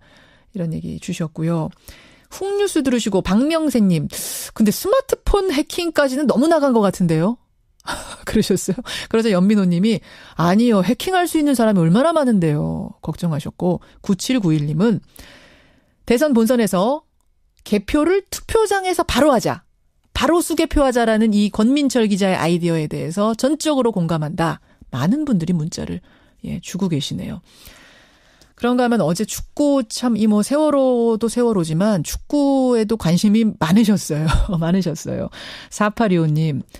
월드컵 9번 연속 본선 진출 이거 물 건너가는 겁니까? 슈틸리케어 불안하네요. 어제 열받아서 잠 못 잤습니다. 순위는 도대체 어떻게 되는 겁니까 하셨는데요. 월드컵 최종 예선 순위는 그대로 유지입니다. 2위 그대로 유지예요 우리가. 다만 3위인 우즈벡하고 차이가 불과 1점 차이.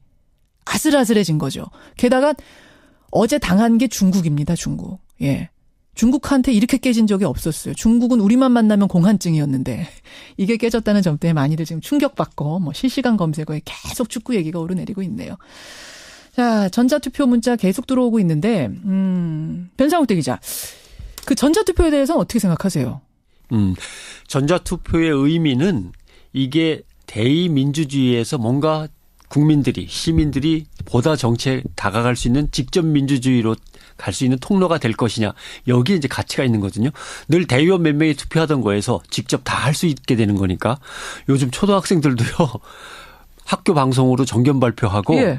학생회장을 4, 5, 6학년들은 전자투표를 뽑아요. 그렇게 시설이 다 준비가 돼 있어요? 그런 것들 준비해서 하는 학교들이 가끔 뉴스에 나오죠. 근데 어른들이 전자투표를 엉망으로 해가지고 직접 민주주의로 가는 길을 막아버리고 아이들한테 본을 못 보이면 좀 부끄럽죠. 부끄러운 거죠. 그래요. 오늘 기자수첩에서는 뭘 가지고 오셨습니까? 우리나라 출산율은 왜 이렇게 낮을까? 미국 CIA 월드 팩트북이 조사 결과를 내놨는데 여성의 합계 출산율, 그러니까 여성이 평생 동안 낳는 아기의 출산율을 따지는 거죠.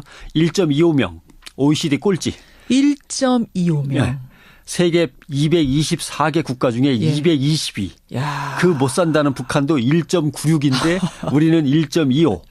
이건 이제 국가 시스템이 문제라는 거예요. 그렇죠. 결국. 그렇죠. 네. 예. 왜 이렇게 낮을까요? 출산율이. 누구나 짐작하죠. 그렇죠. 뭐 있으실 것 같아요? 이제 지금 취업도 안 되고 그렇죠. 취업 안 되니까 결혼 늦어지고 결혼 늦어지니까 출산도 늦어지고 그렇죠. 그래서 출산을 한다고 해도 아이 키울 여건도 안 되고. 그런데 10년 동안 100조 원을 넘게 쏟아부었거든요. 저출산 문제 때문에. 해결하려고. 네, 앞으로도 1년에 한 15조씩 막 들어갈 텐데 뭔가 큰 비전 아래 계획과 제도가 꼼꼼하지 못한 거예요. 그다음에 방책을 세워놨는데 실천은 잘 안 되고. 그렇죠. 또 대책들이 제각각 놀아요. 이게 한꺼번에 연계가 돼야 되는데 제각각 놀고. 근데 하면 됩니다. 예를 들면 우리 부모들은 국공립 어린이집에 아기를 맡기고 싶어 하죠. 대부분 그래요. 예. 서비스 질도 좋은데 비용은 저렴하니까. 우리 국공립 어린이집 비중이 현재 7%입니다. 프랑스는 66%예요. 그래요. 스웨덴 72%. 야, 우리나라는 어느 정도냐면요. 아이가 뱃속에 있을 때부터 대기를 걸어놔요. 역시 어머니들은 바로 아시는군요. 근데 하면 됩니다. 서울시가 과감하게 계속 투자를 했어요. 그랬더니 지금 16.8%까지 올라 있습니다. 국공립 어린이집이? 네. 올해 계획대로 계속하면 27%까지 올라갑니다. 그럼 다른 지자체들도 뭔가 하려고 노력은 할 텐데요. 근데 이 우리나라 아동복지 분야는 중앙정부가 슬그머니 손을 뗐어요. 그래갖고 지방자치단체 소관으로 대부분 떠밀어놨죠. 그러니까 중앙정부가 지역 간의 형평성을 보장해 주기 위해서 정책을 짜고 밀어줘야 되는데 손 떼고 니들 책임인데 왜 우리한테 그래라고 하니까 요새 계속되는 문제입니다만 누리과정 예산 파동이 벌어지고 난리가 나는 거죠. 그렇죠. 사실 우리나라 아동복지 정부 지출 예산은요. GDP 대비 얼마냐 하면 1.5%예요. 아동복지 쪽으로 정부 지출 예산이. 경제협력개발기구 OECD 최하위 수준입니다. 그렇군요. 그러니까 애를 낳아도 안전하고 행복하게 키우기가 힘든 나라인 거죠. 물론 지금 세월호 인양 작업이 계속되고 있습니다만 애를 거의 다 키워놔도 참 안전하지 못한 나라라고 원망하시는 분들도 계시겠지만 아무튼 애를 낳고 키우는 게 정말 힘든 나라입니다. 그래서 오늘은 대통령 하겠다고 나선 사람들은 얼마나 이 부분에 대해서 제대로 이해하고 잘 짜고 있냐. 그걸 한번 제출한 공약들을 점검해 보겠습니다. 출산율 문제를 해결하기 위해서 각 후보들이 내놓은 공약 점검. 이거 관심 갑니다. 되게 비슷해요. 공립보육시설 늘리겠습니다. 사실은 저도 좀 관심 있게 봤었거든요. 보면 이제 공립보육시설 서비스 늘린다는 거 기본적으로 다 있고 육아휴직 기간 늘리겠다. 그리고 육아휴직하는 중에 급여도 늘리겠다. 지금도 주긴 줍니다. 그리고 아버지들도 육아에 참여하게 하겠다. 이런 거 기본 아니에요? 아주 기본적인 특징들을 정확하게 지금 지적하셨는데 자 보면요. 육아휴직 시간을 늘리겠다. 급여를 늘리는 거 좋아요. 그런데 육아휴직을 꿈도 못 꾸는 비정규직 영세기업 노동자는 아무런 혜택이 없습니다. 그다음에 자영업자는 어떻게 할 거냐. 그러네요. 그다음에 분식집 하면서 온 가족이 거기에 매달리는 가족 종사자는 어떻게 할 거냐. 그다음에 취약 노동계층에 대한 육아 지원. 한부모 가정. 이거는 뭐 대책이 없어요. 그다음에 할아버지 할머니가 겨우 아이들을 갖다가 지금 먹여서 키우는 그런 가정도 있습니다. 조선 가정. 이건 또 절실한 건 이들인데 이 절실한 사람들, 더 절박한 사람들한테는 다가갈 수 있는 대책들이 아니다. 그래서 대기업 위주의 정책보다는 중소기업이나 비정규직 위주로 짜야 된다. 그리고 현장에서는 육아휴직 제도를 실천하지도 않는데 대상자를 늘리겠습니다. 시간을 늘리겠습니다. 하지도 않는데 이건 말이 안 되죠. 아무튼 철저하게 감독할 수 있는 방법을 짜내고 사용 못한 육아휴직이나 육아휴가는 급여로 돌려서 봉급으로 주든지 예. 신고하면 바로 근로감독 들어가든지 이런 시스템을 마련해야 되고요. 그래요. 그다음에 아빠들의 의무를 더 강조하겠다라고 예. 하는 것도 좋은데 그러면 아빠한테도 육아휴직, 육아휴가가 엄마하고 똑같이 주어져야 집에 가서 공평하게 반반씩 하는 거죠. 지금도 하려면 해요. 그죠? 지금 제도가 없는 게 아니에요. 다만 현실적으로 어떤 남성이 회사에다가 저 육아휴직 때문에 잠깐 1년 쉬겠습니다. 야, 꼭 네가 해야 되냐? 이렇게 되는 거죠. 부인은 뭐 하는데 예. 뭐 이런 얘기. 그러니까 그런 것들은 급여로 바로 돌려서 금전으로 해결을 하든지 뭔가 방법을 짜내야 회사들이 아이고 그러려니 육아휴직 주자. 그렇죠. 이렇게 되는 거죠. 그렇죠. 예. 그러니까 항상 아이를 돌보는 시간을 보장해 주는 것, 예. 남녀 공의. 그다음에 돌보는 비용을 지원하는 것. 아이 돌보는 서비스를 전국 곳곳에 골고루 만들어 놓고 잘 전달되도록 시스템을 만드는 것. 예. 이 세 가지가 항상 붙어 다녀야 돼요. 예. 그래서 절차와 과정을 어떻게 밟아서 추진할 건지 방안이 제시되고 돈은 어떻게 마련할 건지도 그렇죠. 옆에 붙어 있어야 되는데 지금까지 대선 후보들이 내놓은 건 다 불합격입니다. 아. 다시 짜와서 다시 제출하기를 바라고요. 예. 애를 돌보는 것은 남녀 공의하는 거고 사회가 하는 거고 국가가 하는 것이다는 이런 시스템으로 만들어 갖고 오셔야 됩니다. 예. 큰 그림을 그리고 우선순위를 정하고 선택과 집중해서 안 되는 건 이건 나중에 해야 됩니다. 분명히 얘기할 수 있어야 되는데 인기만 얻으려고 백화점식으로 그냥 쫙 펼쳐놓는 거 이거 안 됩니다. 예. 예. 다시 짜오시기를 제가 기다리고 있겠습니다. 오늘은 이제 출산에 관한 공약들을 쭉 훑어주셨는데 변상욱대 기자. 예. 대선까지 얼마 안 남았어요. 정책을 꼼꼼히 보실 시간들이 별로 없거든요. 그렇죠. 분야별로 좀 짚어주시고 오늘은 이제 후보 하나하나는 안 짚어오셨잖아요. 예. 다음번에 오실 때는 어떤 후보가 어떤 공약 내놨는지까지도 숙제 그렇죠. 내드릴게요. 예, 당 후보가 결정되면은 오세요. 그때는 후보별로 하겠습니다. 그 좋은 말씀입니다. 약속하셨습니다. 네. 변상욱대 기자 수고하셨습니다. 고맙습니다. 저는 어땠습니까? 12년에 어땠죠? 기억하고 싶지 않은 경선일지도 모릅니다. 민주통합당 당시 이제 입장에서는 문재인, 손학규, 김두관, 정세균 이 4명의 후보가 출마를 했는데요. 예. 경선 룰 협상 과정에서부터 삐걱거렸습니다. 이 모바일 투표 포함시키냐 아니냐 얼마나 이걸 또 반영할 거냐. 갈등이 대단했어요. 네. 첫 경선지 제주에서부터 아주 시끄러운 얘기가 나왔고요. 예.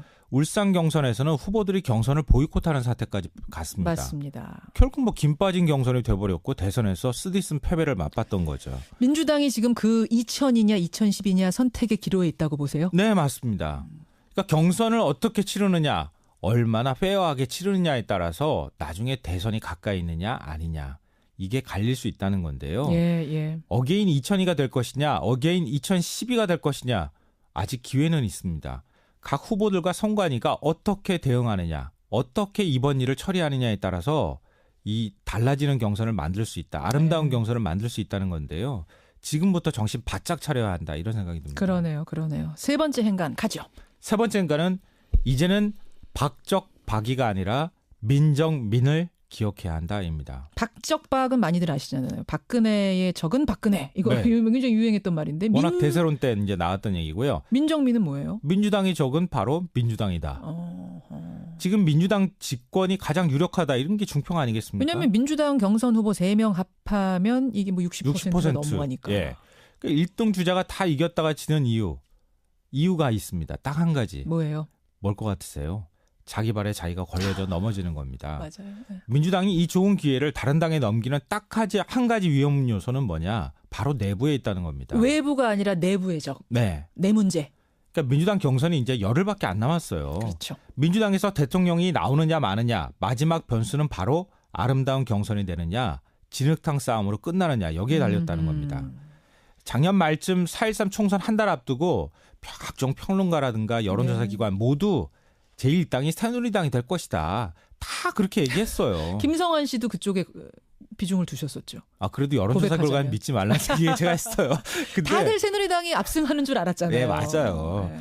그러니까 한순간에 훅 갔습니다. 맞아요. 새누리의 적은 새누리당 이란 사실을 깨닫지 못했기 때문이에요. 그렇죠. 진박공천에 옥새 파동 일으켜서 추락한 거거든요. 예. 지금 만약 민주당이 집권하고 싶다. 그렇다면 이제는 박적박이가 아니라 민이라는 사실을 꼭 기억해야 한다 얘기해주고 싶습니다. 여기까지 오늘의 행간 수고하셨습니다. 네, 고맙습니다. 제일들 궁금해하시는 건 며칠 전부터 제일 많이 오는 문자는 뭐냐면 이틀이면 이렇게 물 밖으로 들어올릴 수 있는 걸 왜 3년씩이나 물속에 가둬뒀는가? 또 박근혜 대통령 탄핵이 되자마자 인양이 된 것과는 도대체 어떤 연관이 있는가? 제일들 궁금해하세요. 여기에 대해서 답해줄 두 분을 잠시 후 스튜디오로 모시겠습니다. 세월호 또 하나의 가족이다 이렇게 불리는 분들이죠. 예, 박주민 의원 그리고 박종훈 변호사 세월호 특조위원이십니다. 이 두 분과 함께 이런저런 궁금증 풀어보겠습니다. 질문들 보내주시고요. 오늘 금요일 훅뉴스도 있는 날입니다. 요즘 각 정당의 경선, 대선에서 전자투표가 많이 시행이 됩니다. ARS 투표도 많이 시행이 되고요. 이거 정말 문제 없을까요? 우려해야 할 지점은 없을까요? 권민철 기자가 훅 들어가 봤습니다. 50원에 담은 100원의 장문 유료 문자입니다. 샵 1212 카톡 레인보우까지 열어놓고 출발합니다. 예, 1073일 만에 모습을 드러낸 세월호 보면서 여러분은 어떤 생각 드셨어요? 세월호가 가라앉아 있던 3년여 동안 사실 선체 조사는 불가능했기 때문에 정확한 참사의 원인도 사실상은 가라앉아 있었던 셈입니다. 이제 인양과 함께 참사의 진실도 명확해질까요? 세월호 인양 특집으로 어제부터 보내드리고 있는 김현정의 뉴스쇼. 지금부터는 세월호의 남은 쟁점들, 우리가 풀어야 할 과제들 하나하나 짚어보겠습니다. 두 분의 귀한 손님을 아예 스튜디오로 오늘은 모셨습니다. 예, 바쁘신 와중에 와주셨어요. 사실은 세월호 희생자 가족을 제외하고는 이분들만큼 세월호 참사에 대해서 깊숙이 많이 아는 분 없을 겁니다. 3년간 진실을 밝히기 위해서 고군분투했던 두 분, 세월호 변호사로 더 익숙한 더불어민주당 박주민 의원, 또 세월호 특별조사위원회의 상임위원인 박종훈 변호사 두 분 나오셨습니다. 어서 오십시오. 네, 안녕하십니까. 네, 안녕하세요. 박주민 의원님. 네네. 세월호 참사의 원인을 밝히기 위해서 내가 국회의원이 되겠다. 이렇게 결심하셨던 거 맞죠? 결심의 큰 부분이죠. 그렇죠. 네. 그렇죠. 인양 시작되고 그젯밤에는 좀 주무셨어요?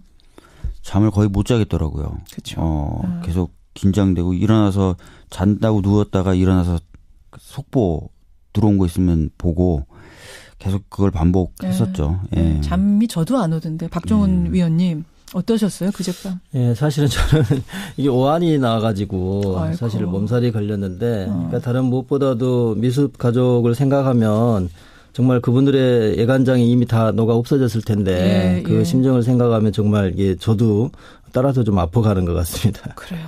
그 물 밑에서 하얗게 저는 이 사실 다 드러난 지금보다도요. 제가 사진 보고 있습니다만 완전히 올라온 지금보다 물 밑으로 하얗게 배의 그 모습이 아른거렸을 때 그때 그 울컥하던 심정이란 건 표현이 안 되는데 그나저나 두 분 어제 하루 종일 순조롭게 진행이 되다가 출입문 그러니까 램프라 그러죠. 네. 배하고 육지를 연결해주는 그 램프가 열려서 밑으로 축 늘어떨어져 있는 거를 늦게 발견하고 절단 작업이 중단이 됐었습니다.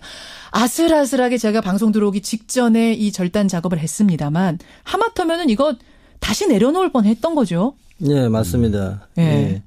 그 반잠수식 그 바지선의 크기와 세월호 크기를 비교해 보면 여유 부분 공간이 한 4m 정도였다고 그래요. 그러니까 램프가 10m 내지 11m 정도 그 늘어져 있었기 때문에 그거를 아예 올릴 수가 없는 거죠. 포인트는 뭐죠? 가슴 졸인 세월호 인양. 세월호를 인양할 수 있느냐 마느냐 이게 내려놓아야 되느냐 마지막 고비였어요. 네. 관건은 세월호 왼편 화물칸 램프였습니다. 인양 중에 이 램프가 열려있는 게 뒤늦게 발견이 됐었죠. 그렇죠. 이 램프가 열려있으면 반잠수 함선에 세월호를 싣는 게 불가능한 상황이었던 건데요. 밤새 잠수부들을 투입해 작업을 했고 방금 전 절단이 완료됐습니다. 오늘 안에 인양도 완료가 가능해 보이고요. 그러니까 잠수선에 이제 싣는 것까지는 오늘 안에 그래도 되지 않겠는가 기대를 해보는 거죠. 네. 이와 관련해서 10시에 해수부 브리핑이 예정되어 있습니다. 꼭 챙겨봐야겠습니다. 다행입니다. 이 얘기 잠시 후에 좀 더 해보기로 하고 두 번째 포인트 갑니다. 호남선 투표 열차. 민주당 경선 얘기입니까? 네. 민주당 호남 경선이 내일부터 시작됩니다. 25일, 26일은 ARS 투표, 그리고 27일에는 호남 지역 순회 투표가 있을 예정이고요. 그러니까 27일 오후엔 호남 경선 결과가 발표될 겁니다. 다음 주 월요일이에요. 네네. 각 후보들은 일제히 호남 지역을 찾아서 막판 민심 잡기에 열을 올리고 있습니다. 문제는 후보 사이 감정의 골입니다. 사전투표 결과 유출 논란도 계속되는 상황이고요. 그렇죠. 정말 국민적 관심이 높은 경선인데 어떤 결과가 나올지 주목됩니다. 세 번째 포인트로 가죠. 네. 슈퍼 주총데이. 슈퍼 주총이라면 주주총회요? 그렇습니다.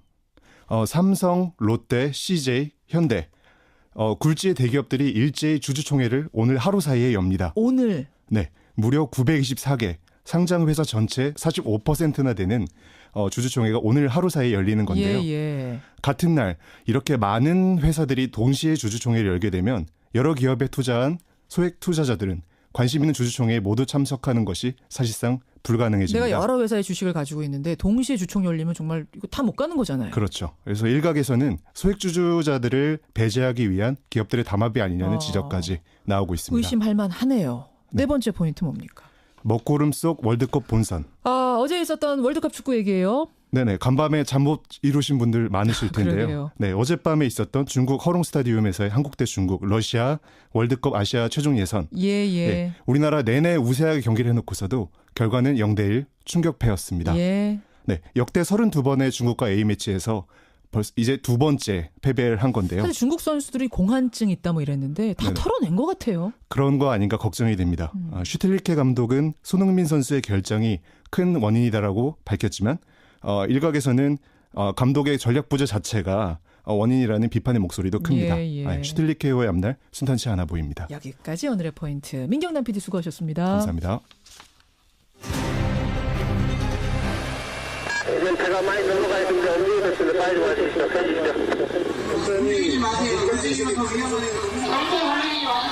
세월호 인양 작업이 사고 1074일째 이어지고 있습니다. 세월호 인양에 소극적이었던 정부는 박근혜 전 대통령 탄핵이 이뤄지자 열흘 남짓 만에 인양 작업에 들어갔습니다. 어제 이 시간만 해도 순조롭게 진행되던 세월호 인양 작업이 선체의 12m까지 물 밖으로 올라왔을 때 그때 문제가 발생했습니다. 좌현의 램프. 그러니까 여러분 이제 차를 타고 큰 배로 올라갈 때 큰 문이 열리죠. 배하고 육지를 잇는 일종의 다리 같은 게 열리는데 바로 그 부분을 램프라 그럽니다. 근데 배를 들고 보니까 그게 열려 있었던 겁니다. 그 크기가요. 높이 11m, 폭 7.9m나 되는 문입니다. 그게 밑으로 쭉 늘어지다 보니까 세월호를 밑에서 받치러 이제 반 잠수함이 들어가야 하는데 그 공간이 안 생기는 거죠. 문이 쭉 늘어져서 덜렁덜렁 있으니까요. 그래서 인양 작업은 중단이 됐고 밤새 그 출입문, 출입 램프 절단 작업이 있었습니다. 되느냐 마느냐. 오늘까지 안 되면 이번 작업 또 중단이다. 이런 얘기가 나오는 가운데 제가 방송 들어오기 직전에 이 램프 절단 작업이 완료됐습니다. 끝이 났습니다. 자, 현장 연결하죠. CBS 보도국 김민재 기자 연결이 되어 있습니다. 김민재 기자. 예, 진도 팽목항에 나와 있습니다. 참 밤사이에 인양 작업에 돌발 변수가 생겼었어요. 예, 말씀하신 대로 어젯밤 10시 해양수산부가 예정이었던 긴급 브리핑을 진도군청에서 열었습니다. 세월호 선체 꼬리 왼쪽에 있는 램프가 열려서 이것부터 제거하겠다는 얘기였습니다. 그렇죠. 예, 말씀하신 대로 이게 평소에는 선체 벽 역할을 하다가 부두에 정박하면 자동차나 사람이 오가는 다리 역할을 하는 구조물인데요. 그렇죠. 어제까지만 해도 밤새 세월호를 다 올려서 오늘 반잠수선에 싣기로 하지 않았습니까? 다만 환기구처럼 세월호에서 튀어나와 있는 지작물들이 바지선에 자꾸 부딪혀서 이걸 제거하는 작업 중이었죠. 그런데 어제 저녁 6시쯤 지작물을 조사하던 잠수부가 램프의 잠금 장치가 파손돼서 램프가 열린 걸 발견한 겁니다. 그러니까 저녁 6시가 돼서야 발견을 한 거예요. 그 문이 덜렁덜렁 열려 있는 걸. 그렇죠. 이게 세월호 선체를 들어 올리면서 이걸 발견했다라는 게 정부의 주장인데요. 그래서 어제 저녁부터 당국이 램프부터 잘라내고 선체 인양 작업을 이어가기로 한 겁니다. 그렇군요. 예, 다행히도 조금 전에 절단이 다 된 거죠, 김민재 기자? 예, 지금 방금 다 잘라냈다라고 공지 문자가 기자단들에게 전파가 됐습니다. 참 다행입니다. 그럼 오늘 작업 일정은 어떻게 되는 겁니까? 네, 이 예상해왔던 작업 때문에 다소 차질을 빚긴 했지만 조금 전 해수부에 따르면 이걸 마무리하고 이제부터 인양 작업의 속도를 내겠다라고 하는데요. 원래는 세월호 선체를 수면 위 13m까지 들어올리기로 했죠. 그랬죠. 현재 12m까지 들어올렸다고 하니까 오늘 안에는 순조롭게 반잠수선 거치 작업까지 마무리할 것 같습니다. 특히 내일도 기상이 양호할 것으로 보이지만 물속에선 기상보다 유속이 중요한데요. 오늘로 유속이 느린 소조기가 끝나기 때문에 인양 작업을 꼭 끝내야 합니다. 그러니까 반잠수선, 요 이동선까지 싣는 거는 오늘 중으로 무조건 끝내야 돼요. 그렇죠. 이게 수조기가 끝나면은 파도가 거세기 때문에 이동하거나 올리기가 쉽지가 않기 때문인데요. 맞아요. 이 때문에 정부도 오늘 자정까지는 무슨 일이 있어도 거치를 마치겠다고 거듭 강조했습니다. 이래서 오늘 중 반잠수선에 선체를 올려놓으면 예정보다는 늦어지겠지만 세월호를 다시 물에 내려놓는 상황은 피할 수 있어서 일단 한숨은 돌릴 수 있다는 얘기입니다.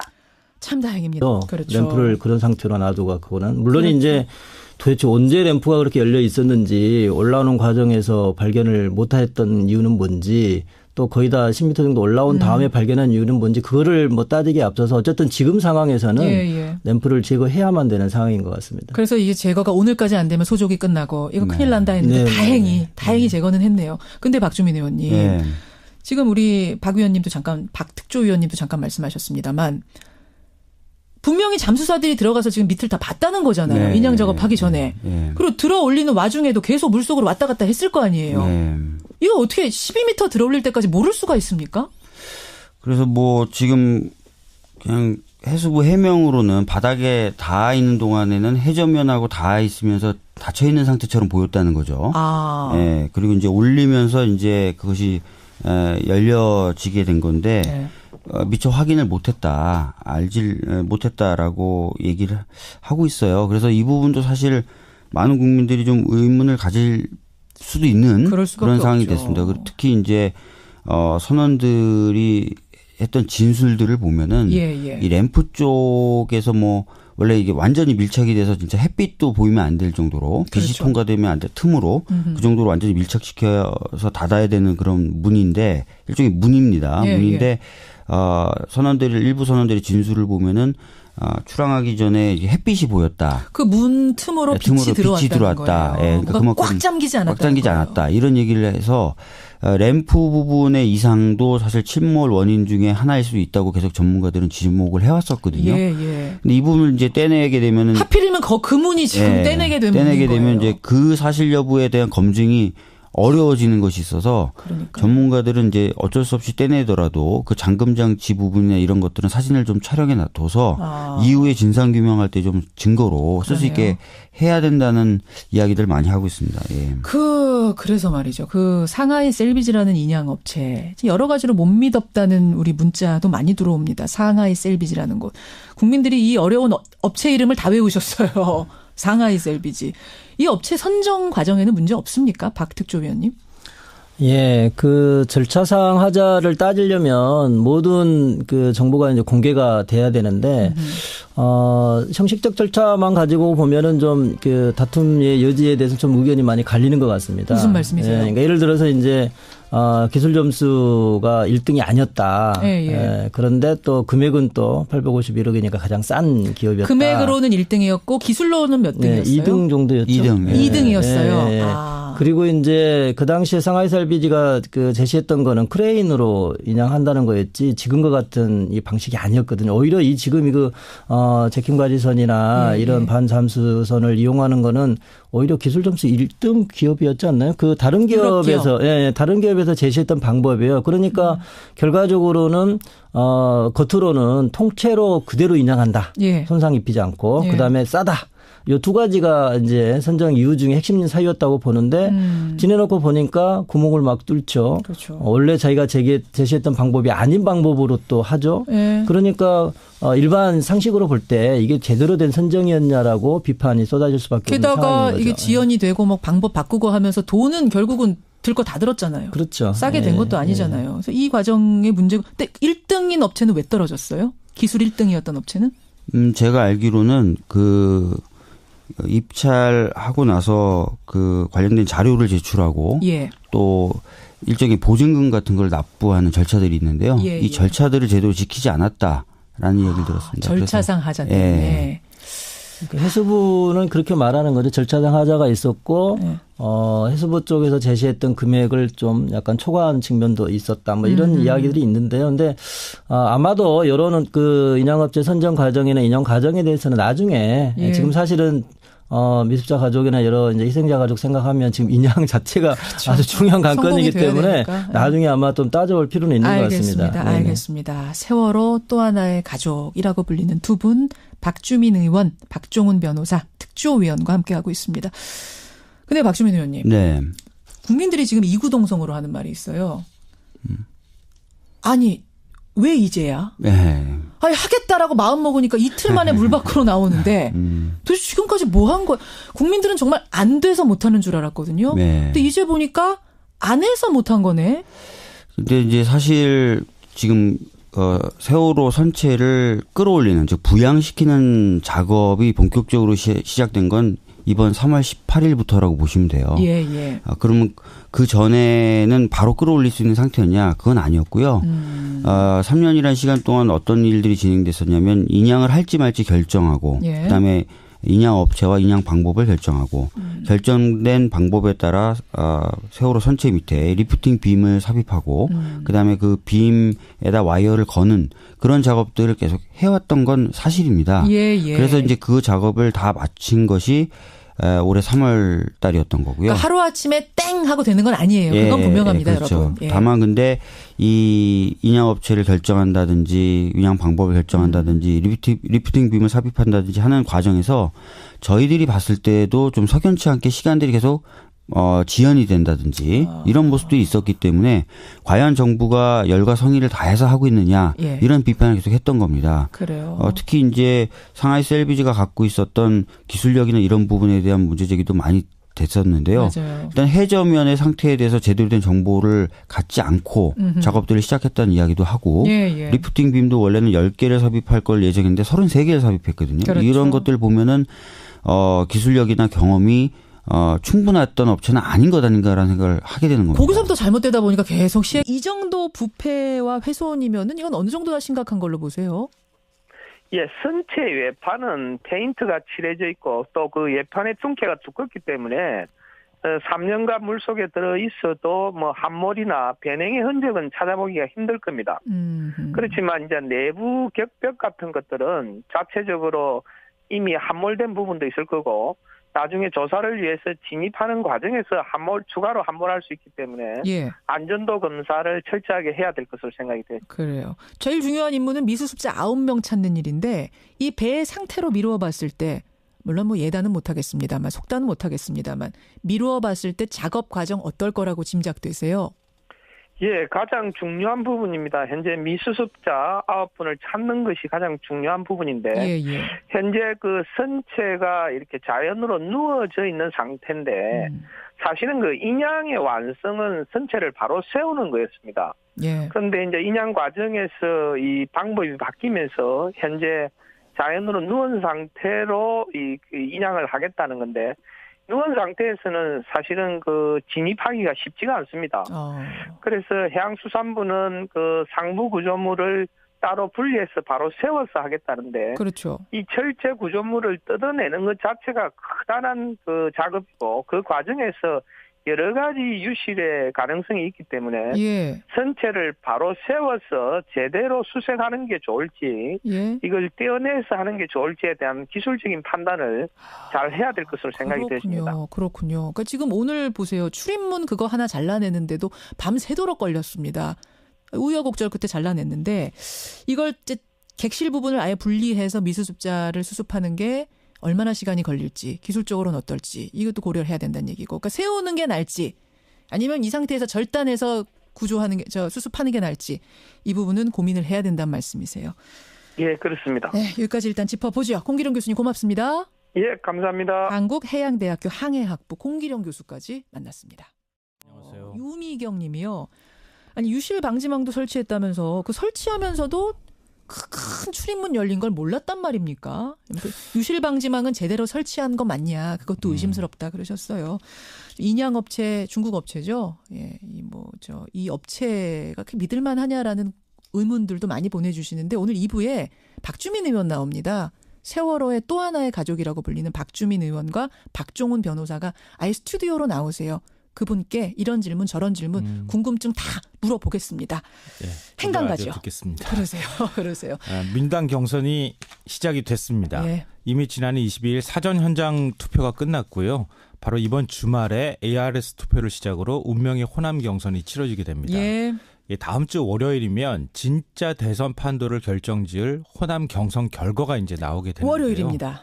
이 아슬아슬 살얼음판 호남 경선, 이 뉴스의 행간을 좀 살펴볼까 합니다. 그러니까 지금 이제 사전 투표가 먼저 이루어졌는데, 네. 이 결과가 유출이 되면서 지금 뭐 더 좀 아슬아슬한 느낌이에요. 예, 굉장히 좀 불안하다 이런 얘기를 하시는 분들이 많은데요. 예, 예. 이게 지난 22일 전국 250개 투표소에서 현장 투표가 실시가 됐거든요. 그렇죠.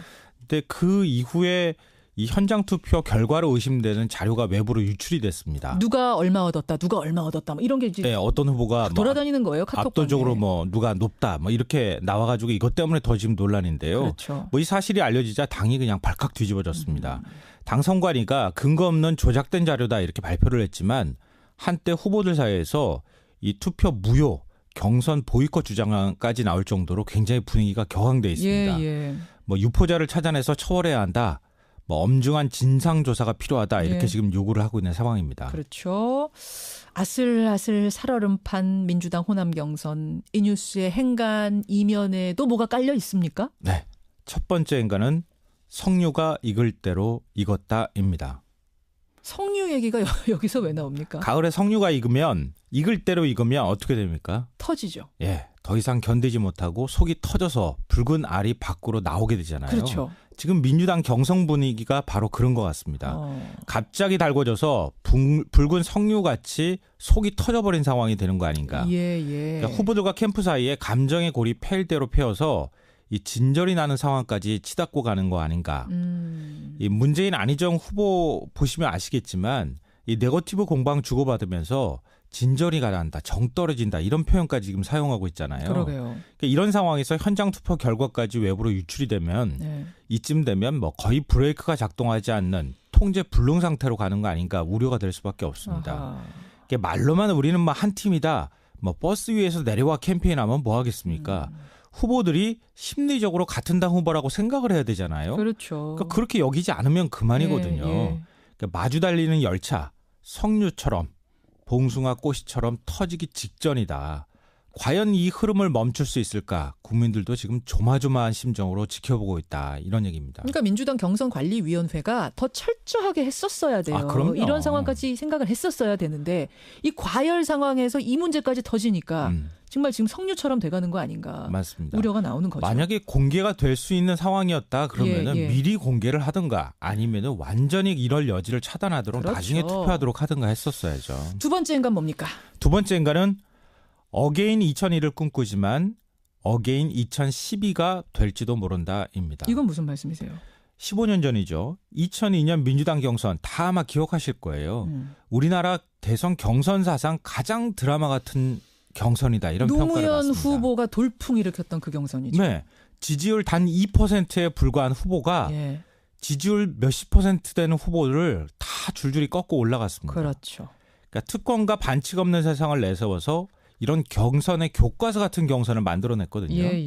그렇지만 2012년 경선 다행이고요. 문제는 이렇게 거대한 램프가 3년 넘게 열려 있었다면 그러니까 이제 발견한 거잖아요. 이 문 열린 걸. 미수습자라든지 또 사고 원인을 밝혀줄 수 있을 만한 어떤 그 물품 같은 것들이 유실됐을 가능성은 없을까요? 정부 발표를 액면 그대로 믿으면 그럴 일은 없다고 합니다. 잠수부가 물속에서 확인을 해보니까 컨테이너가 입구를 틀어막고 있어서 램프가 열려 있어도 선체 안의 화물이 유실될 상황은 아니라는 겁니다. 또 여기에다가 유실 방지망도 더 강화하고 인양 작업을 다 끝내면 잠수부들이 물속에 들어가서 혹시 유실된 물품은 없나 확인 작업도 할 예정입니다.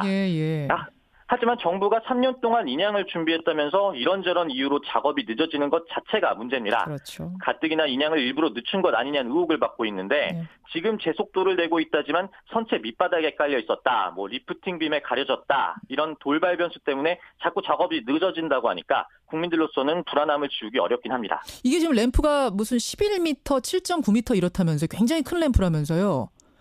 근데 그거를 컨테이너로 어떻게 다 막고 있었다는 건지 저는 그것도 잘 상상은 안 되는데 어쨌든 정부 발표는 그 문이 막혀 있었기 때문에 걱정은 말아라. 네, 그렇게 말하고 있습니다. 근데 김민재 기자, 저 램프를 이렇게 막 잘라도 그거는 상관없습니까? 사고 원인 밝히는 거하고? 지적해 주신 대로 이 선미 램프가 사고 원인과 연관된 거 아니냐는 지적이 그동안 있었는데요. 재판에서 세월호 1등 항해사 강모 씨가 참사 전날 램프를 닫았는데도 빛이 틈새로 비춰졌다. 즉 물이 셀 수 있는데 이걸 얘기해도 수리를 안 해줬다고 증언했던 곳입니다. 이 때문에 전문가들 중에선 이곳이 만약에 제대로 방수가 됐다면 이 배가 기울어졌을 때 침수를 어느 정도 막을 수 있었을 거 아니냐는 지적도 나왔고요. 이처럼 사고 원인과 직결될 수 있는 부분인데 정부가 그동안 미리 확인도 안 하고 이 상황이 발견이 되니까 허겁지겁 잘라내겠다 이렇게 하니 저희도 상황을 좀 유심히 지켜봐야겠습니다. 지금까지 진도에서 전해드렸습니다. 예. 김민재 기자 고맙습니다. 예, 진도 인양 작업 현장에 있는 CBS 김민재 기자를 먼저 연결했습니다. 이 전문가들은 이 상황 어떻게 바라보고 있을까요? 오늘도 공기령 교수 연결을 해봐야겠네요. 해양대 공기령 교수. 교수님 나와 계세요. 예, 안녕하세요. 다행히 제거는 됐습니다만 이것 때문에 반 잠수함에 올리지 못할 정도의 그런 심각한 문제였던 겁니까? 예, 선체 외부로 나와 있는 가장 큰 구조물 중에 하나가 램프였습니다. 그런데 그 램프가 이 케이블을 가지고 열고 닫고 하는데 단단하게 고정되어 있지 않아가지고 세월호가 침몰하면서 그쪽으로 화물이 쏠려서 아마 반쯤 열렸을 거로 그렇게 지금 판단이 되어집니다. 근데 앞에서 김민재 기자하고도 얘기했습니다만 본인양 시작하기 전에 잠수사들이 물속에 몇 번이나 들어가서 물속 상태를 확인했는데 그리고 들어 올려지는 와중에도 잠수사들이 수시로 분명히 들어가서 확인을 했을 텐데 이 커다란 출입문 열려 있는 걸 그렇게도 모를 수 있습니까? 12m 들을 때까지? 그러게 이제 뻘에 묻혀 있을 때는 그 부분이 아마 1m 이상 들어가 있어서 발견하지 못한 부분이 있는데 그것도 미리 이제 스캔을 이용해 가지고 몇 번 선체를 조사한 바가 있습니다. 그리고 말씀하신 것처럼 이제 10m 이상 들어 올리는 과정에서 그쪽 부분이 선체 바깥쪽으로 튀어나와지는데 그 부분에 대한 조사가 이루어지지 않은 부분에 대해서는 좀 이해하기 힘든 그런 부분입니다. 그렇죠. 12m 끌어 들어 올렸으니까 1m만 더 들어 올리면 되는 상황에서 이걸 발견했으니 지금 이제 잘려졌으니 망정이지. 그렇지 않았더라면은 이거 다시 내려놓아야 되는 상황이 될 뻔도 했어요. 그렇습니다. 그럼 또 달려진 것도 조금 문제가 있는 게 그 부분이 말씀하신 것처럼 크기가 이제 길이가 10m, 폭이 7m 정도고 이렇게 4단으로 접어지게 되어 있습니다. 그래서 이제 그걸 제거하면 커다란 구멍이 생긴 겁니다. 그래서 또 선 밑쪽으로 선체가 무겁기 때문에 균형을 아무리 잘 잡아도 그쪽으로 이제 지금 유실물들이 나갈 가능성이 높고 그거에 대한 대비가 철저하게 이루어져야 될 것으로 생각이 되집니다. 그러네요. 유실 방지망을 지금 치고 배를 올리는 거죠? 지금 완전히 친 게 아니고 이제 해저 바닥에 일부 펜스를 쳐놓고 그다음에 그쪽 부분은 방지망을 지금 다시 작업을 해야 될 것 같은데 그 방지망이 튼튼하지 않으면 이 화물이 쏠리면서 그걸 뚫고 나갈 수도 있습니다. 그래서 커다란 구멍이라 그 작업이 쉽지는 않을 것으로 생각이 되어집니다. 그리고 이번에 램프 자르면서 출입문 자르면서 또 훼손됐을 가능성도 이것도 생각을 해야 될 것 같습니다. 근데 이모 저모 꼼꼼하게 다 체크해가면서 작업을 해야겠다는 생각을 이 램프 돌발 변수 생기는 거 보면서 또 하게 됐어요. 자, 일단은 됐습니다. 일단 램프는 잘랐습니다. 오늘 중으로 반 잠수함 이동선 위로 올릴 수 있을 것 같다고 합니다. 교수님. 어제 연결했을 때는 이제 배가 살짝 드러난 상황이었기 때문에 요 살짝 드러난 거 보고는 아직은 뭐라고 얘기 못 하겠다 하셨잖아요. 예, 그렇습니다. 지금은 이제 수면 위로 12m까지 부상한 상황. 저도 지금 사진 보고 있습니다만 배의 참 처참한 모습이 드러난 상황인데 외관을 보시면서 가장 전문가로서 주목하는 부분은 어떤 걸까요? 예, 지금까지 이제 사고 원인과 관련해서 외부적 요인을 여러 번 제기한 적이 있습니다. 외부 어떤 물체와의 충돌설이죠. 그렇죠. 근데 그 충돌은 반드시 외부 갑판에 흔적을 남기게 되어 있습니다. 현재 우연 선체가 드러나 있고 우연 선수 부분으로 보이는데 그쪽 부분의 어떤 충격으로 인한 어떤 파손이나 파공의 흔적은 현재 찾아볼 수가 없습니다. 그래서 이 자연 선체 쪽을 완전히 들어봐야 되겠습니다만은 현재까지는 외부 어떤 충격설에 대해서는 흔적을 발견하기 어렵습니다. 외부 충돌설이 끊임없이 제기가 됐는데 진짜 일단 이쪽 보기로는 지금 아주 다 드러나는 건 아니지만 12m까지 드러나는 걸로 봤을 때는 외부와 충돌한 흔적은 보이지 않는다. 그쪽 설은 일단 아닌 것 같다 이 말씀이세요? 예, 그렇습니다.